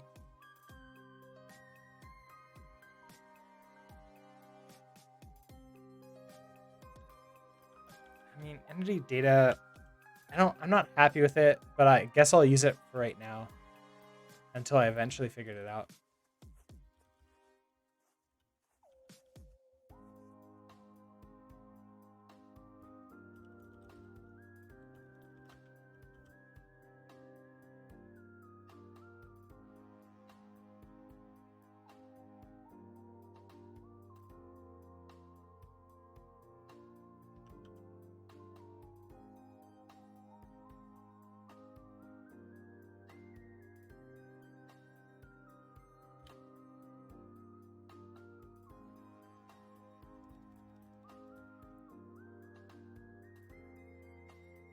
Okay, so you're not using you. Hold on. Position. This is entity data.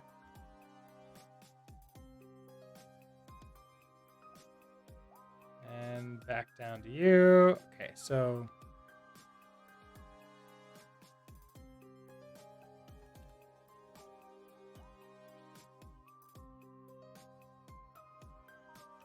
we're going to be entity data, and then we're missing this color, so we're going to throw you up in there.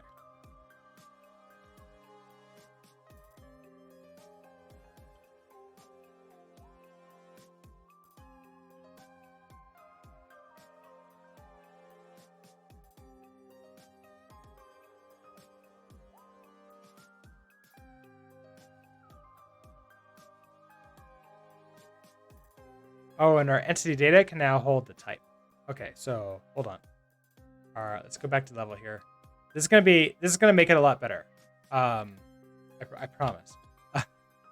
Okay, so we're now gonna have just entity data stored in this vector.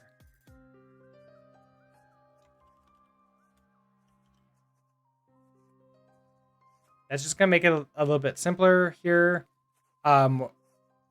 When we create our entity data, so it's gonna be level new, this, then we want to create a new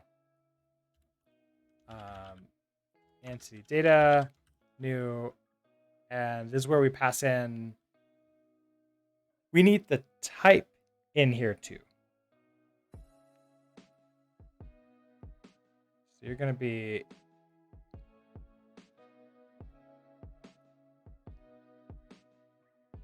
so you are going to be a vec of platform. I want you to be entity data new. So we want to go to entity data.new and add in a type here as well.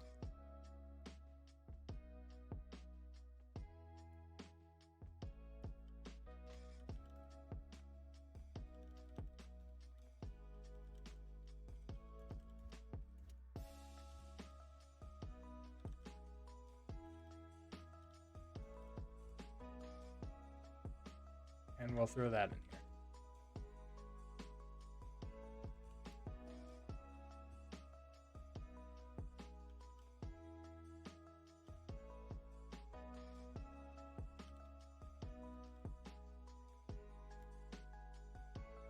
Okay, so we're not going to name you position anymore. You're going to be entity data. entity data dot entity type. We assume you're going to be entity type.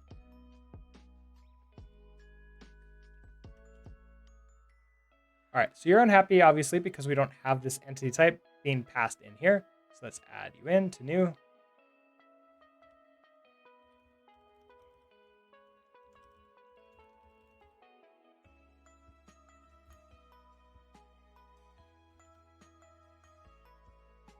Now, next thing is it's not having an entity type added in here, so let's do that.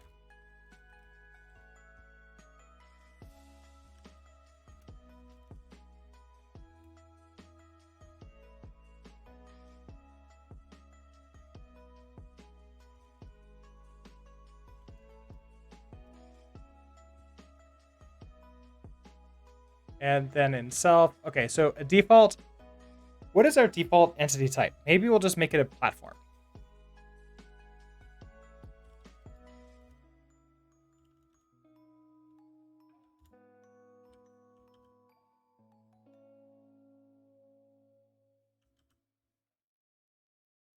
Okay, so entity type doesn't implement partial equal, so let's fix that. Okay, so you're happy here. All right, so back to level now. So we create a entity data new, and so we need X and Y position.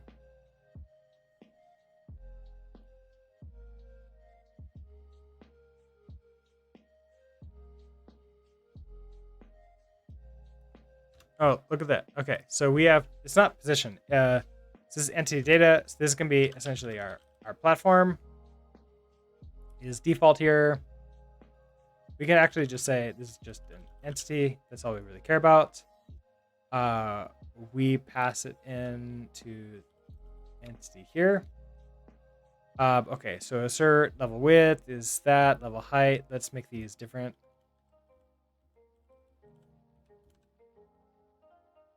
Assert matches. Okay, so entity data's position 0 is this entity.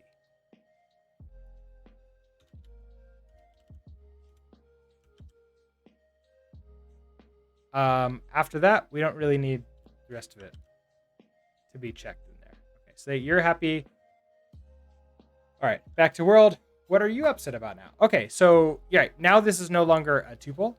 This is now a entity data. So match off of entity data dot entity type. The rest of this happens. Okay, so where does color come from? It comes from entity data dot color.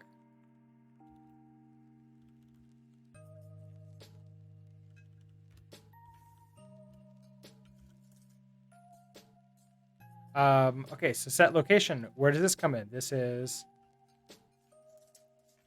entity data dot x and y. Entity data dot width and height. And then we add our entry in there. Okay, so now if we run, oh, still some errors. You're not showing us what these errors are.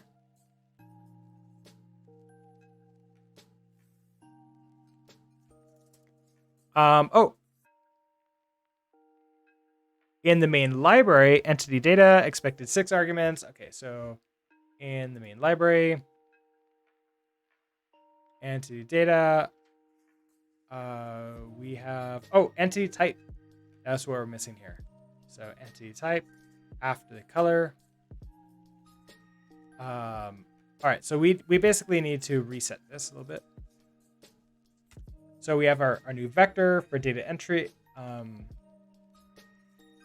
So for new level, this is going to be an entity data new. Okay, so let's put this at 500.0, 500.0. Config dot world unit width, world height.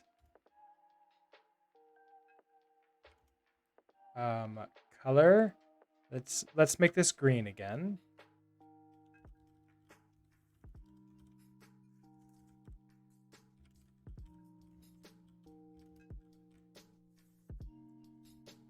And then our type. So that's going to be platform. And that's it. All right, now are the new errors?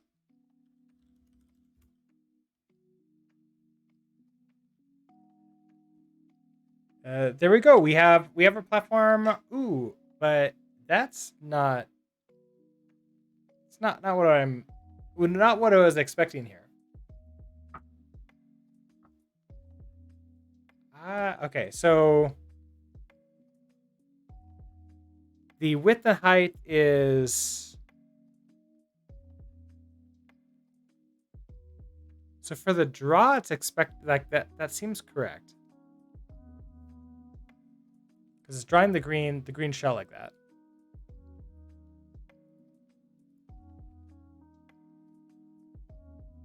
Let's double check this. Oh, world height. World unit height.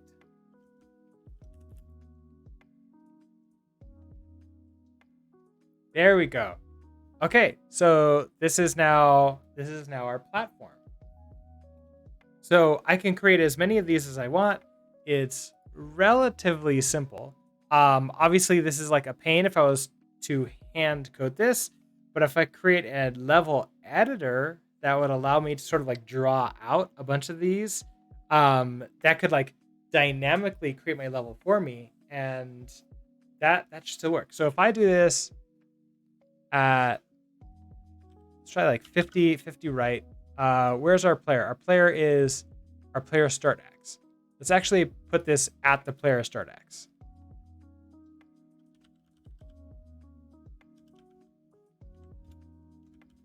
But 500 down.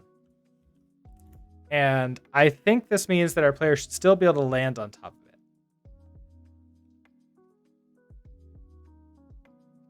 Which it does. All right.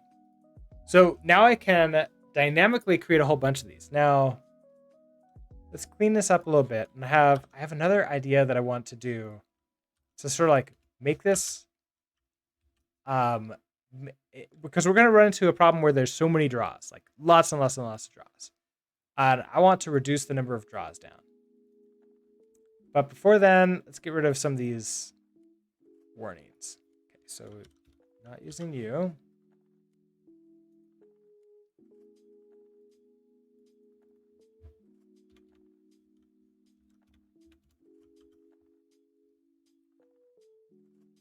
Oh, wait. That wasn't right. Hold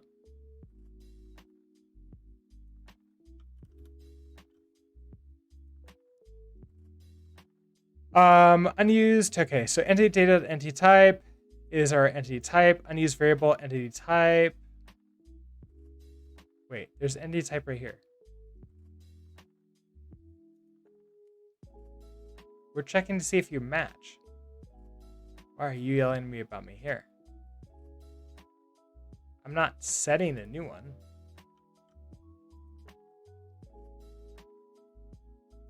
Well, that seems a little bit odd. It should be yelling at me up here, but then we're clearly checking the type here. Oh, wait. I have to do entity type platform like that. That's how that's how I have to do it. Okay, got it. All right, so you, you, all of you go away.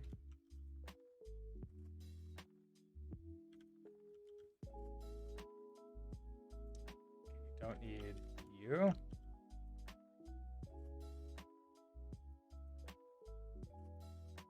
All right, so it's the same exact problem here. I believe matches entity data. Now I'm creating this as an entity data default, which I believe gives us a platform.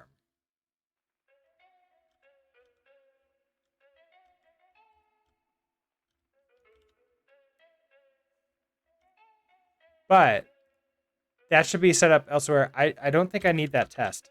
I don't think it's actually testing anything useful. Data is unknown word. Yeah, I know. Just add it to this dictionary. Okay.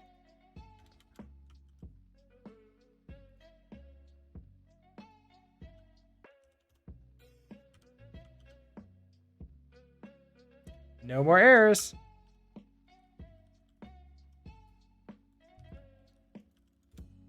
Everything should run without errors. Everything should be happy. And it is. That all still works exactly as expected. All right, let's go ahead and commit this up so I don't lose it. Okay, so what did we do here? We're basically now loading a level. We're loading a level with platforms in it. Now, if I wanted to have multiple of these in there, let's actually do that. Then I want to update our draw to be nicer with this. Okay, so let's just close all these down. There you go. Okay, so here's a new level. So we have this entity here. We're gonna do another one. Entity data, new. All right, so we have this as config player start X. Let's just put it somewhere else. We'll do that like 500, 500. So we can do like 500.0, 100.0. It doesn't actually matter what this is. I can put this as like 100.0 and like 50.0 to make it look just slightly different. That should be fine. Let's make this red.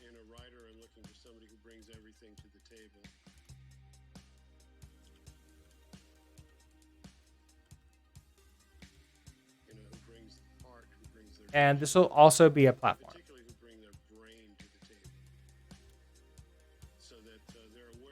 And there you go. If I run this, we should now get a second platform that's red, just displaying off to the side. There we go. Oh, our width. So that's interesting. Why is our border around this slightly different?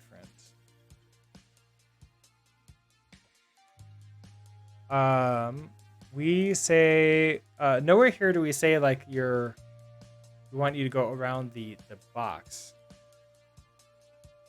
So your width is 100 and your height is 50. If we go to entity, where are we drawing those boxes? Feel like they're downloading from the cosmos. That's how it came out. Okay, so we have is it the entity? So air draw system, platform draw system. Yeah, here it is. Okay, so we have our border. You don't want to change it because you don't know how. Width and height is passed into us for draw. Okay, so for entity, passing in self.width and self.height.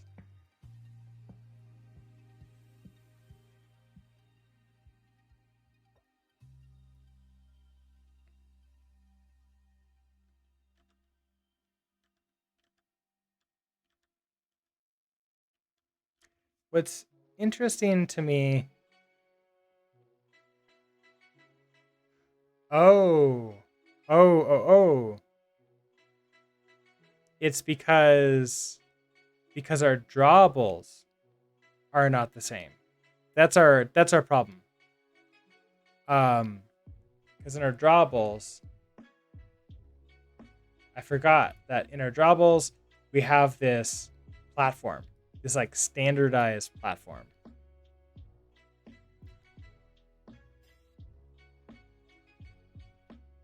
And its width and height is basically based upon this world unit width and height. So it has to be this unless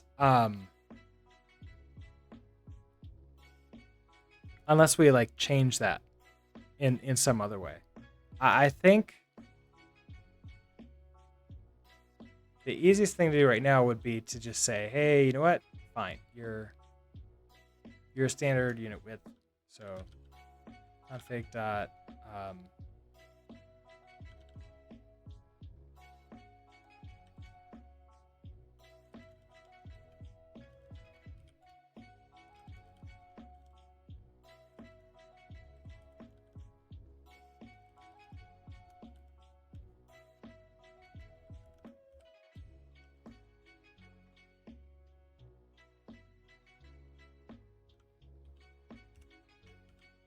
and then you're happy. If I switch over to images, this will be less of an issue.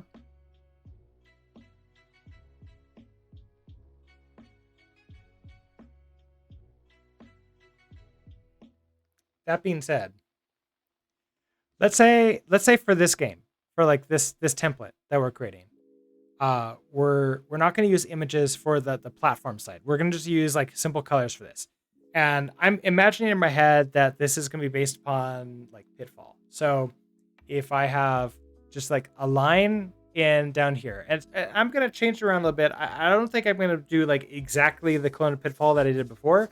I think we're going to do a little bit just slightly different to make it a little bit more interesting. So if I want something like this, and I actually want our if I want these to have like a height and a width that are separate.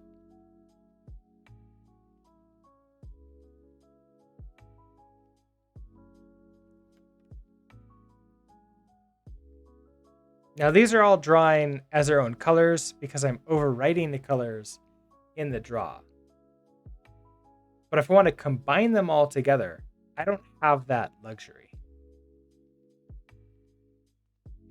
Except I kind of do at the same time too. We remove them from the drawables, and then the draw in update, we create the mesh for whatever's on screen. And then draw them all together. And so that means the draw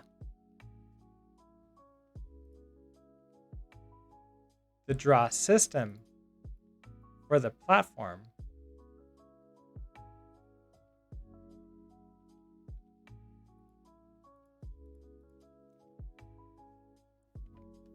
so it's interesting because I don't think this is necessarily what I want to do, is have like a draw system for the entities.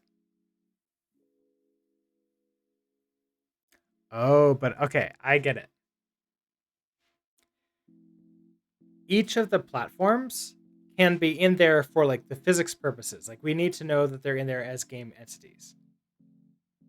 But maybe they're themselves not going to have a draw system applied to them. Instead, we're going to have to call some other draw once per frame in update and have it update whatever, all of the drawables out, and then go from there. So if I do something like that, and I think the easiest way to sort of like show off what this would look like is I'm going to go back to, I think we're going to remove the draw system for platform. I don't think we're going to end up needing that. Or maybe we will, but it's going to be very, very different. it's not going to be stored as part of an entity.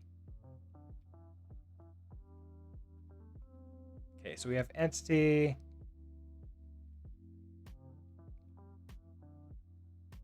And it's not here that we care about it. It's actually when we create our platforms. That's going to be in our world.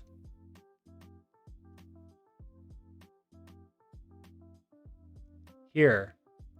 We don't set a draw system for it. It's just going to have none for the draw system for this platform. So if I do that, no other changes.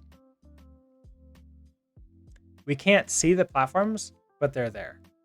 So this is going to stop as soon as it impacts. And there, we're standing on a platform. So therefore, what I need now is some way to tell the platforms, like, what are we going to draw? And then draw them all.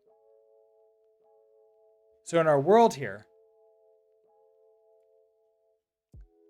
we have a list of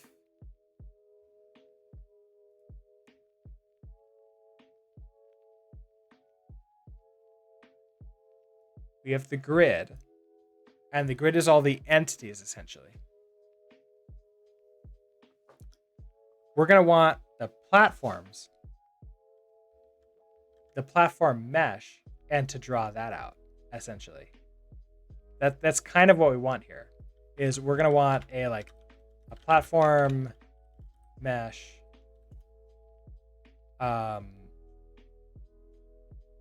This is going to be a type mesh.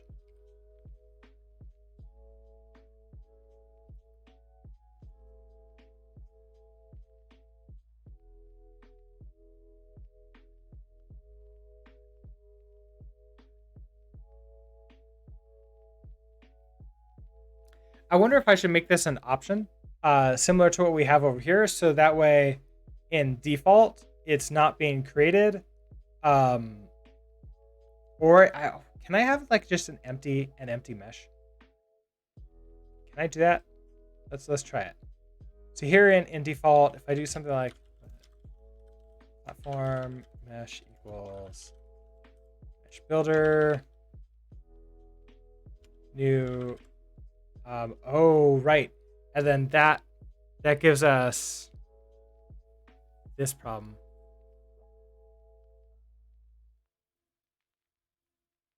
Oh, I wonder if in drawables I can update that.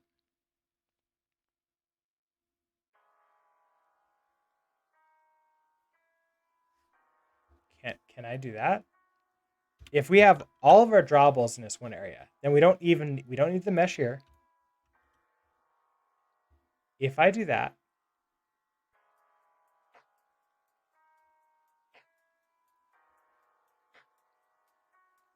so here's these drawables. We have create a platform, implement drawables. Let's also have a pub function, update. Okay, so update platform. So I should probably change this to be something like platforms. So update platforms. And maybe this should really be visible platforms to really be to show off that this is what's on screen.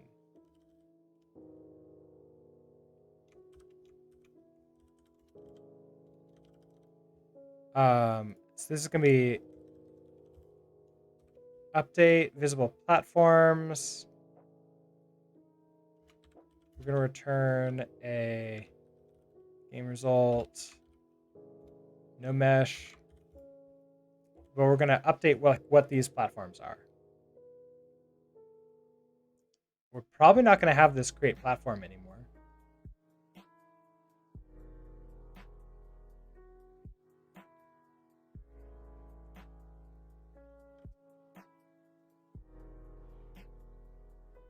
So we have this world, we have this config.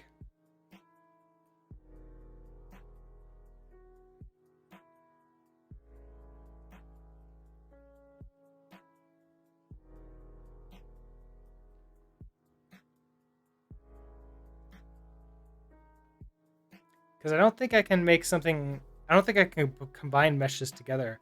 I think I have to do it with like a single mesh builder.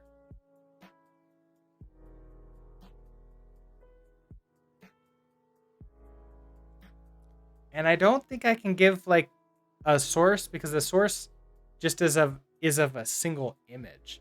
I don't think I can do that. I think I have to like just draw out the platforms that are visible to us. So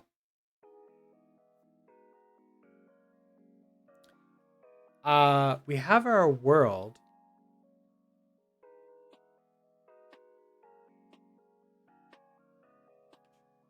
Our visible platforms, we might be able to actually do something about that here. So hold on. Let's do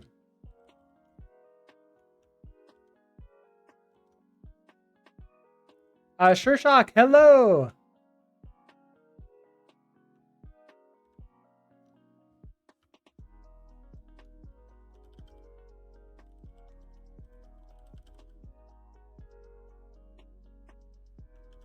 Hello, hello with all of the emotes.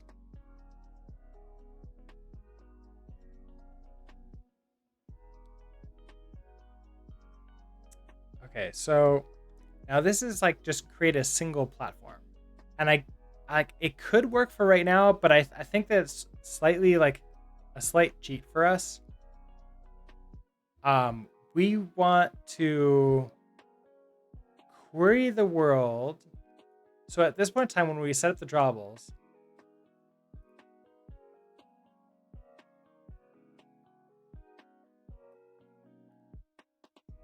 we have the grid, and therefore I think we have everything that the camera can see at this point in time.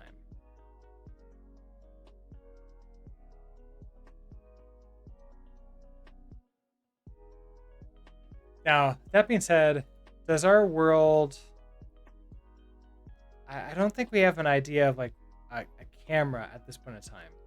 So that might actually be a problem for us. We may not know how... We may have to actually implement a camera struct with its own width, height, and positioning in order for us to then get what the like all the platforms that are visible and then draw them out. Yeah, see here, right here, we're doing like, okay, so get all the entities that are visible, and then we just have this here. So I don't okay, we can't excuse me, we can't do this yet. I want to be able to get the visible platforms. In order to get the visible platforms, we need a camera.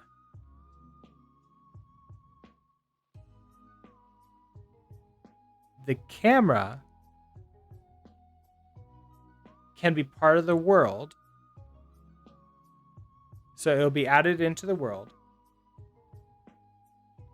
Then in here, we can say, hey, world, get everything visible to the camera. Get all the platforms that the camera can see. Or in this case, get me everything that the platform can see. And then it will update all the drawable stuff based upon that.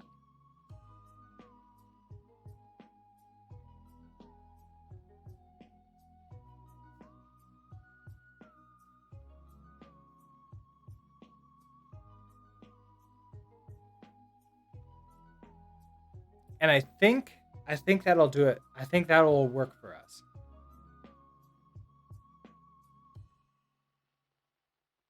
And it's either that or the world is going to have to start handling all of its the meshes on its own. But I kind of want to like keep testing, like keep the ability to test the world, which means I can't pass in the context to it. Otherwise, that just wrecks everything. So having all that stuff happen here is really nice.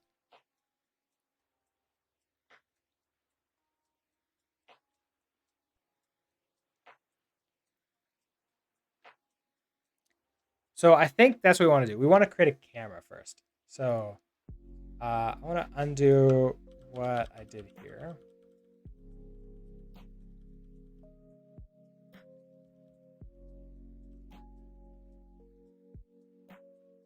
No more errors. You're all happy. We just have these silly things happening. Okay, so let's create a camera. We're going to throw that.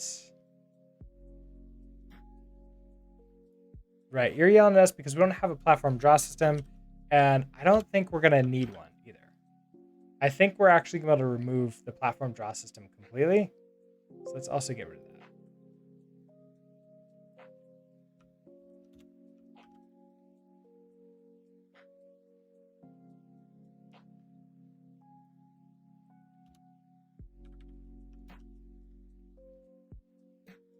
All right, here we go. In our world, we're gonna want a camera to display in here.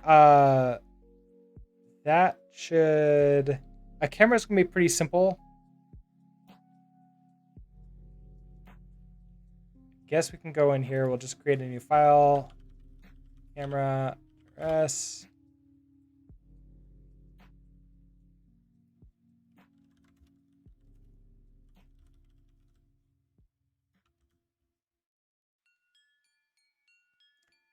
I actually don't know if this needs to be public.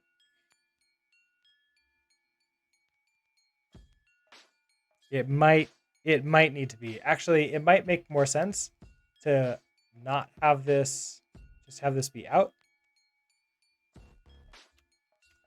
Let's make you're not aware of the camera. So we have camera address. Let's make this part of the main library.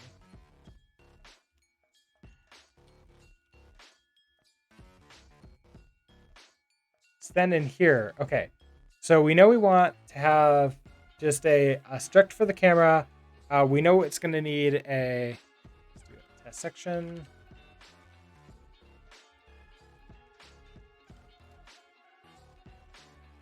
Test creating the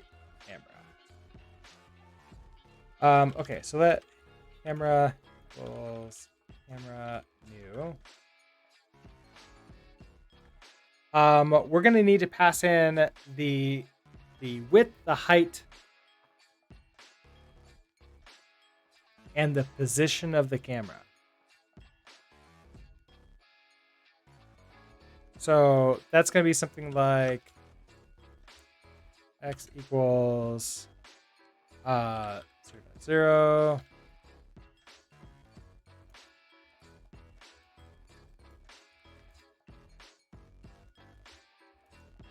Let's actually do these like 0.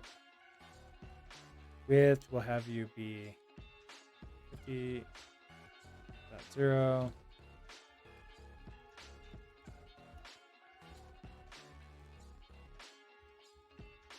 Okay, so x, y, width, and height. And we would expect to get a camera back.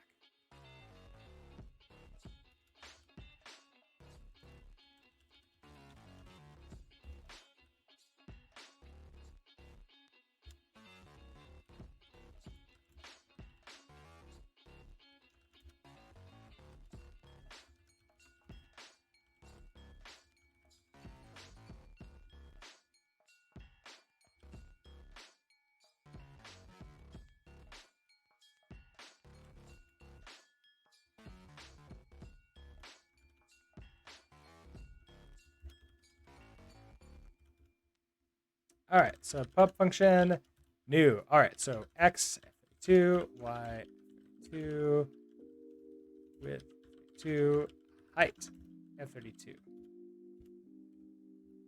Return a self, and it's just a self x y width height.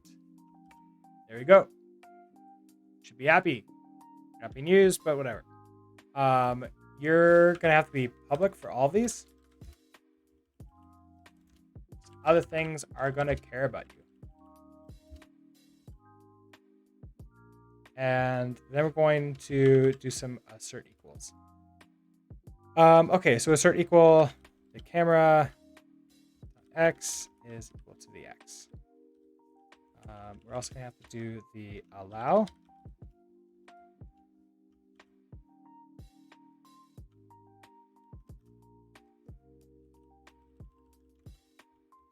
Okay, so your y, you're gonna be the width.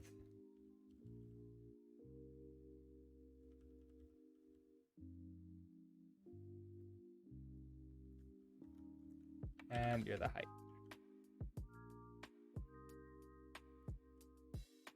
Okay, so you should be happy now. All right, so one passed. So we have a new camera. We don't necessarily know what we need to do with the camera. Besides, we just have a struct that has these things in it. So now in our world, we're gonna want to store a camera inside of here.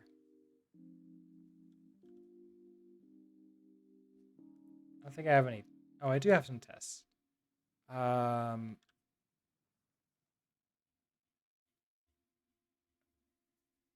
The config is going to want us to set the position of the camera, I'm guessing.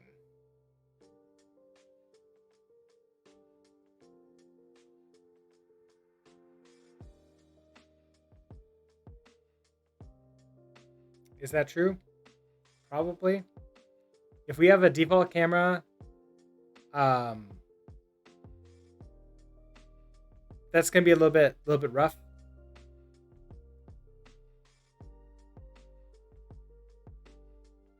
I don't foresee us ever not having a camera, so I don't think we need it to be an option. So we can create like a really small camera with default, but then we're gonna have to set that in. Maybe that should be an option then. Let's try it with an option and see how terrible it is. So camera is gonna be an option. Camera.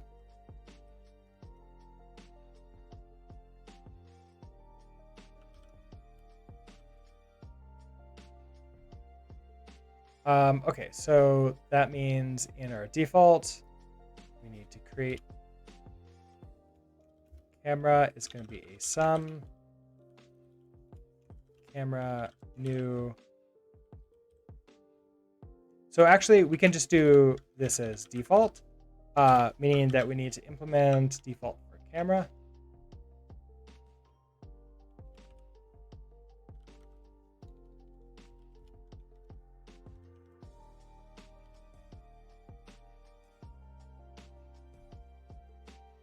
All right, so our default world gets a default camera, but we probably want to set to explicitly set a camera. In fact, if there's a default camera, this might as well just be a none.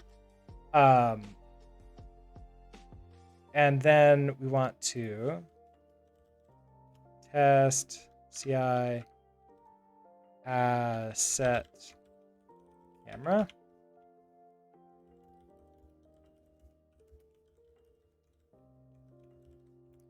Default. Okay, so we should assert that the camera doesn't exist to begin with. So assert matches that world dot camera is a none.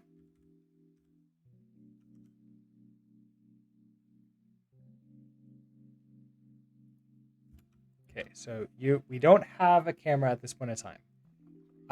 Then we want to add a camera. So world dot add. Let's just do a set camera. And we need to pass in what this camera is. Let's do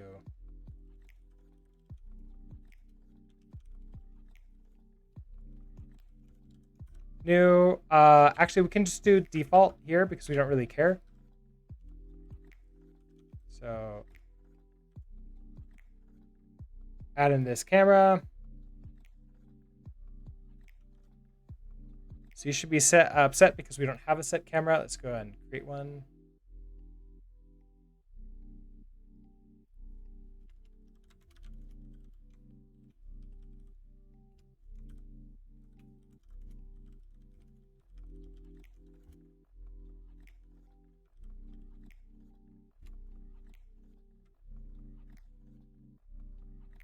Oh, and okay, so we also know if I just do this,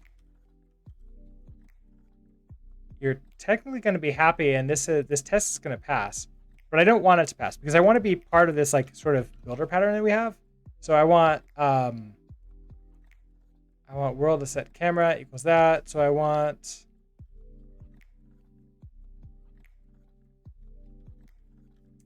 to test the return of this. I want to basically assert equal. No. I think I want to do something like, let updated world, which is going to be type mutable world, is equal to this. Okay, there we go. Now you're going to be upset that you don't actually do that. So I'm going to do a mutable self. So return self. Now that'll be happy, and this should pass. I don't actually care about you. We're just doing that to test the types or make sure that we're like writing this types. And then we want to now assert that the camera is set to be this camera. So assert equal world dot camera is this camera. So a couple problems here. We need to implement debug and I believe partial equal for camera. So debug, partial equal.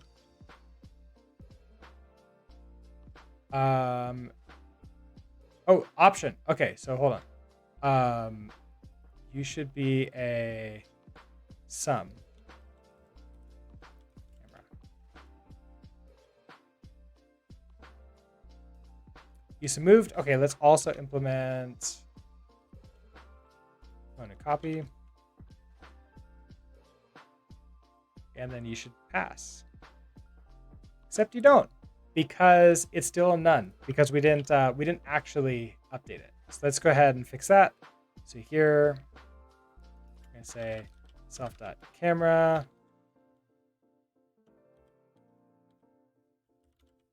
Self.camera is equal to a sum camera. And then we return sum. Okay, so now if we come back down here to the bottom, you should pass. Okay, so now we have a camera. We need to figure out exactly where this is. Now, in our draws, we're getting all of our entities based upon this location here.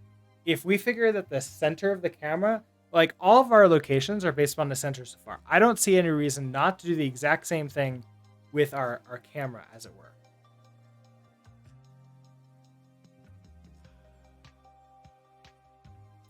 So to me, that means we need to create the location with this, 1280 by 720 here. This is going to be fine.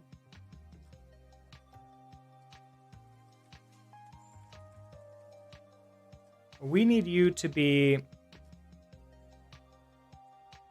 in this center.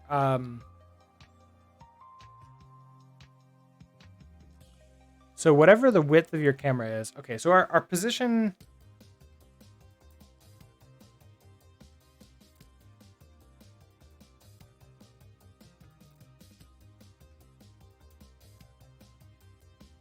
I think what we could do is we could have our config is going to have to store the starting location of the camera.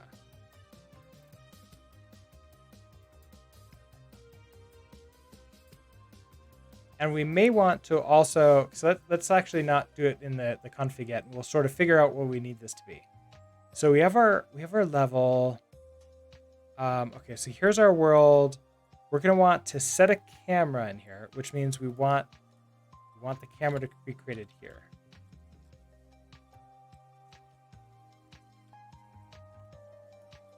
All right, so what is this gonna be? If we know that our, let's go to main. We're this 1280 by 720 for our dimensions. So that means our x is going to be negative 1280.0 divided by 2. Now, we're going to want to replace this with a config entry so we can dynamically choose what the camera is going to be. In fact, it might even be better to have this dynamically be based upon the drawable size. And then we can track to see if the drawable size ever changes, change the camera again. It's that way, regardless of like however big or small the window gets, it changes like what we're displaying. And that might make more sense. But if I do something like this for right now, so let's actually just do this math. 1280 divided by half would be 640, I think. So negative 640. 720 is 360. And then 1280.0 and 720.0.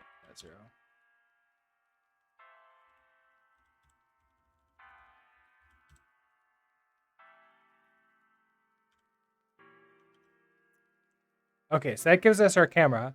Then in our camera, we want to add level dot set camera and add in the camera. Okay, that makes that happy. When we go to draw,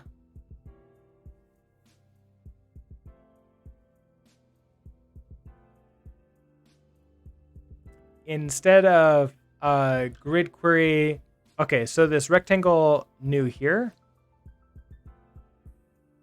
we're gonna have to add in a rect here for this. You know, we can add a method to the camera to convert to a rect. So like into rect or something like that. So if we do something like this, so grid.query and then self.camera dot something. Maybe like an as rect.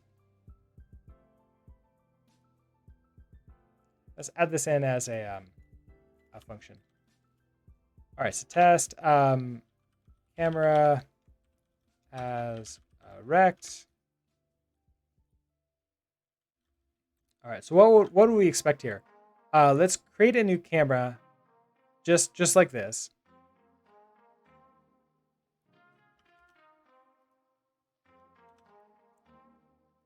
Then what I want to do is turn it into a rectangle.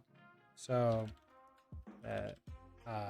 camera rect equals, and so we expect this to be a type rect equals camera as rect, like that. Now, in this world, we're passing in a new rect like this. I'm not passing in a reference to a rect.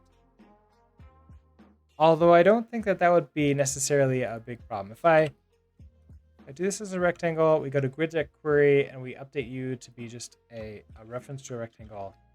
I think everything else will be just fine. Or not. Oh, yeah, so like all of your tests need to be updated.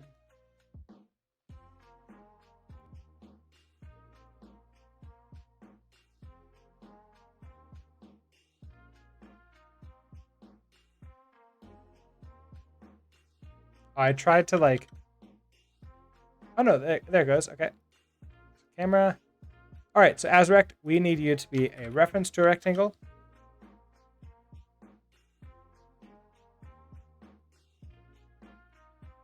All right, so as rect, it doesn't exist. Well, let's fix that.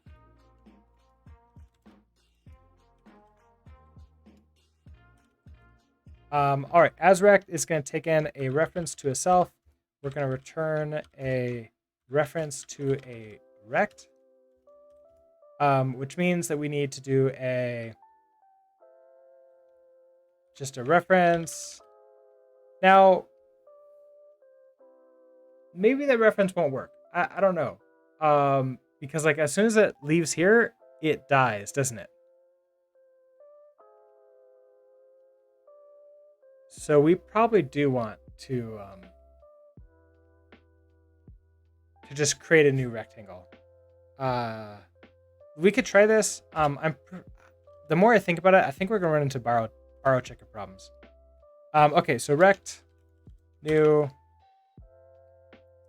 Okay, so for our X location, now what's interesting here is this actually needs to be the top left of the camera, and we're in the center.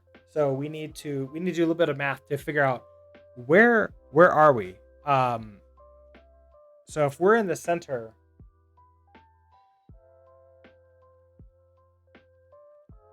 I need to shift the X to the left by half. So that's going to be self.x minus self.width divided by 2.0. Our y is going to be the same thing. Y minus height divided by 2.0.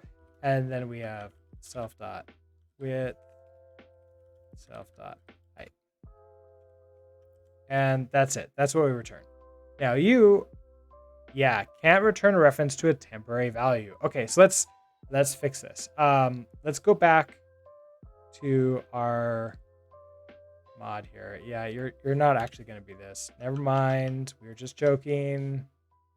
You're going to be a full rect. You'll be okay. Down here, you're a full rect again. All right, so you're going to be a full rect there.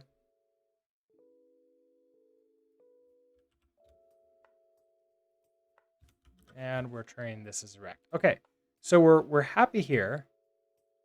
And we should expect assert equal that the camera rect is the same as a new rect with the and it's not really going to be the x and y, but we can just do the math here. So if we have an x of 0 with the 50, so that's going to be 25 25.0. If our y is 1 and our height is 100, that's going to be 1 minus half of height. So that would be negative 49.0. Then our width is 50.0 and 100.0. Okay, so that's what we would expect to see. Let's run this test. See if I got my math right.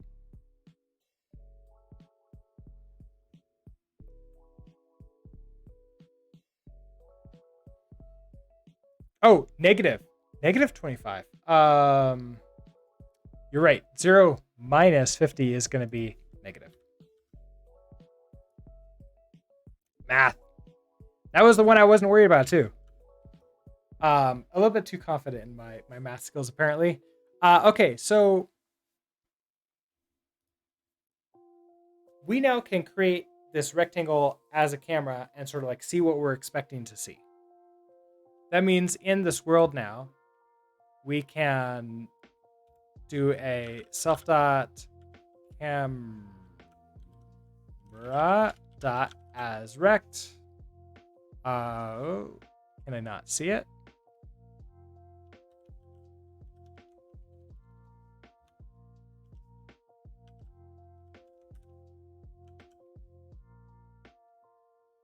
No method. Oh, because camera is a sum.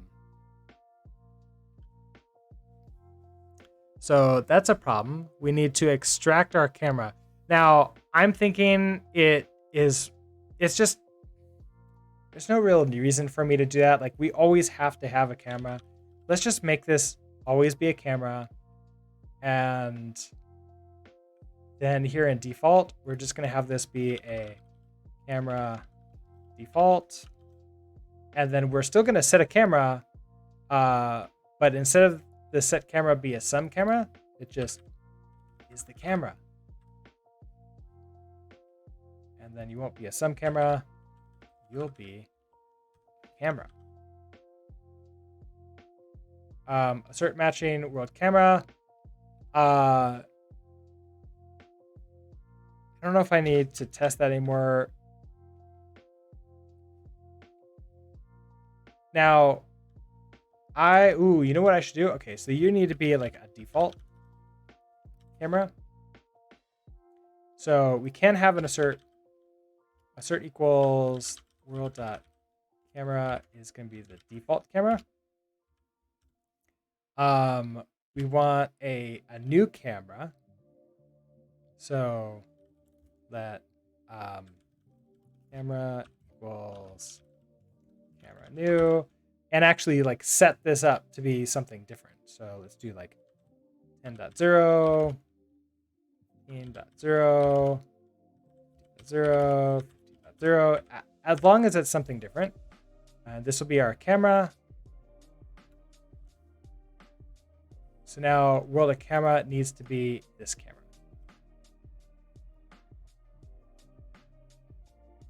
And it is. All right, so given that, back to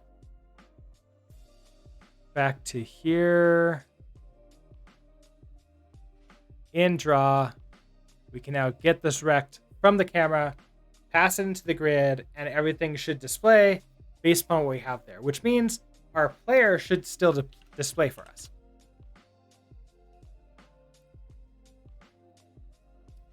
And there it is. Our player is visible to the camera because we're on scene. So everything is good. Now it's a little bit difficult for us to like visualize that the camera is like exactly what we see. I don't think that's too big of a problem right now, but if things aren't visible to us, it's possible that our camera is like the wrong size. I'm not exactly sure what we can do about that right now. I think it's just something we're gonna have to keep in mind. And then if it runs into problems, then we'll have to debug at that point.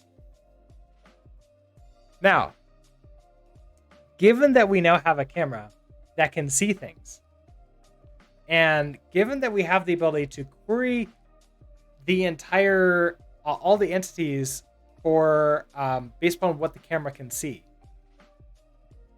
I think that we should be able to update the drawables based upon what the camera can see. So we probably want, like, we have this platform mesh. This is where we're going to probably start doing something like all platforms, like all visible platforms. So instead of this platform like this, it'll be like all visible platforms. We'll update like we'll have to have like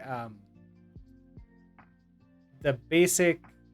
Okay, we'll have to query for all the visible platforms based upon what's in the what's in here, or have to create like an empty mesh, which I'm not completely sure we can do. And then have an update function where every frame we say, hey, query for everything else and rebuild those.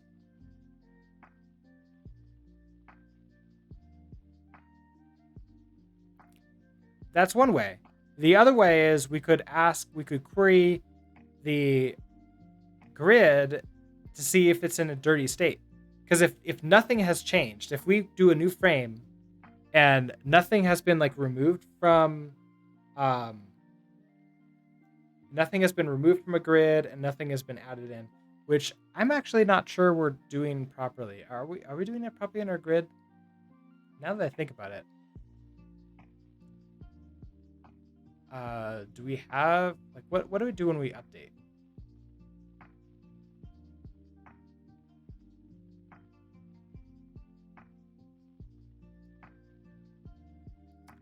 We're not doing anything for this for updates.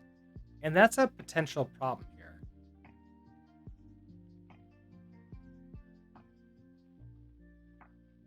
So that's an issue.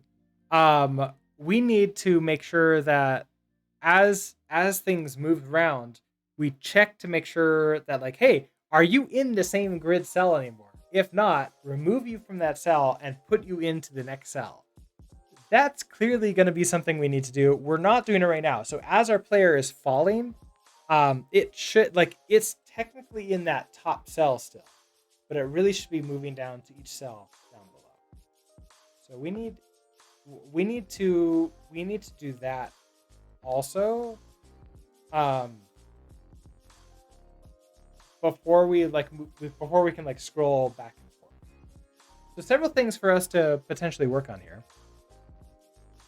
That being said, I have to decide like which one of those to work on, and I'm not certain right now. Let's go ahead and like create a list so we don't forget. So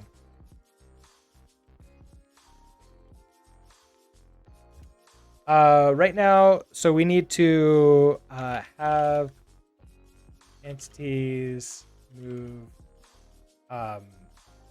into and out of cells as they update. Let's see. We also want to have like a drawables, so have all platforms draw as one mesh.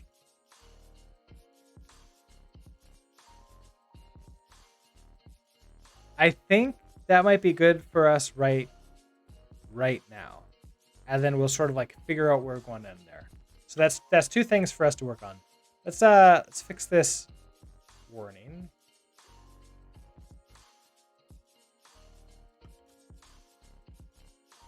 Okay, yeah, we're not using this rect because we're grabbing a rect externally, and then updated worlds. Right, we're just checking to make sure that it returns the right type. And there we go.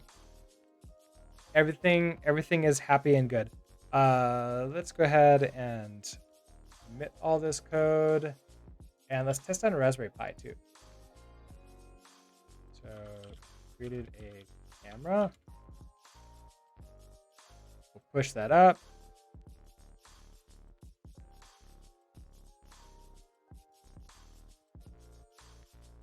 So here's our Raspberry Pi 4. So here's our, we have a camera in there. We can now run this and sort of see how this works on our on the Raspberry Pi 4. It should still be fine. We're still not doing too many draws. It's starting to creep up a little bit because we have those every frame we're doing draws of borders around the entities. But actually, you know what? We're not drawing the platforms. They're invisible. So we're still fine there. But yeah, it's still working just fine on the Raspberry Pi 4.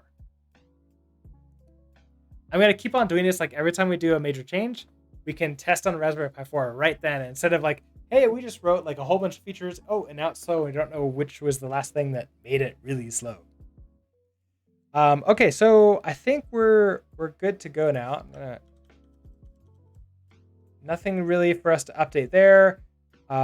We're good to go there. I pushed all the changes. If you want to go and take a look at those, I have them at Bang Repo, and you can sort of see them on your own.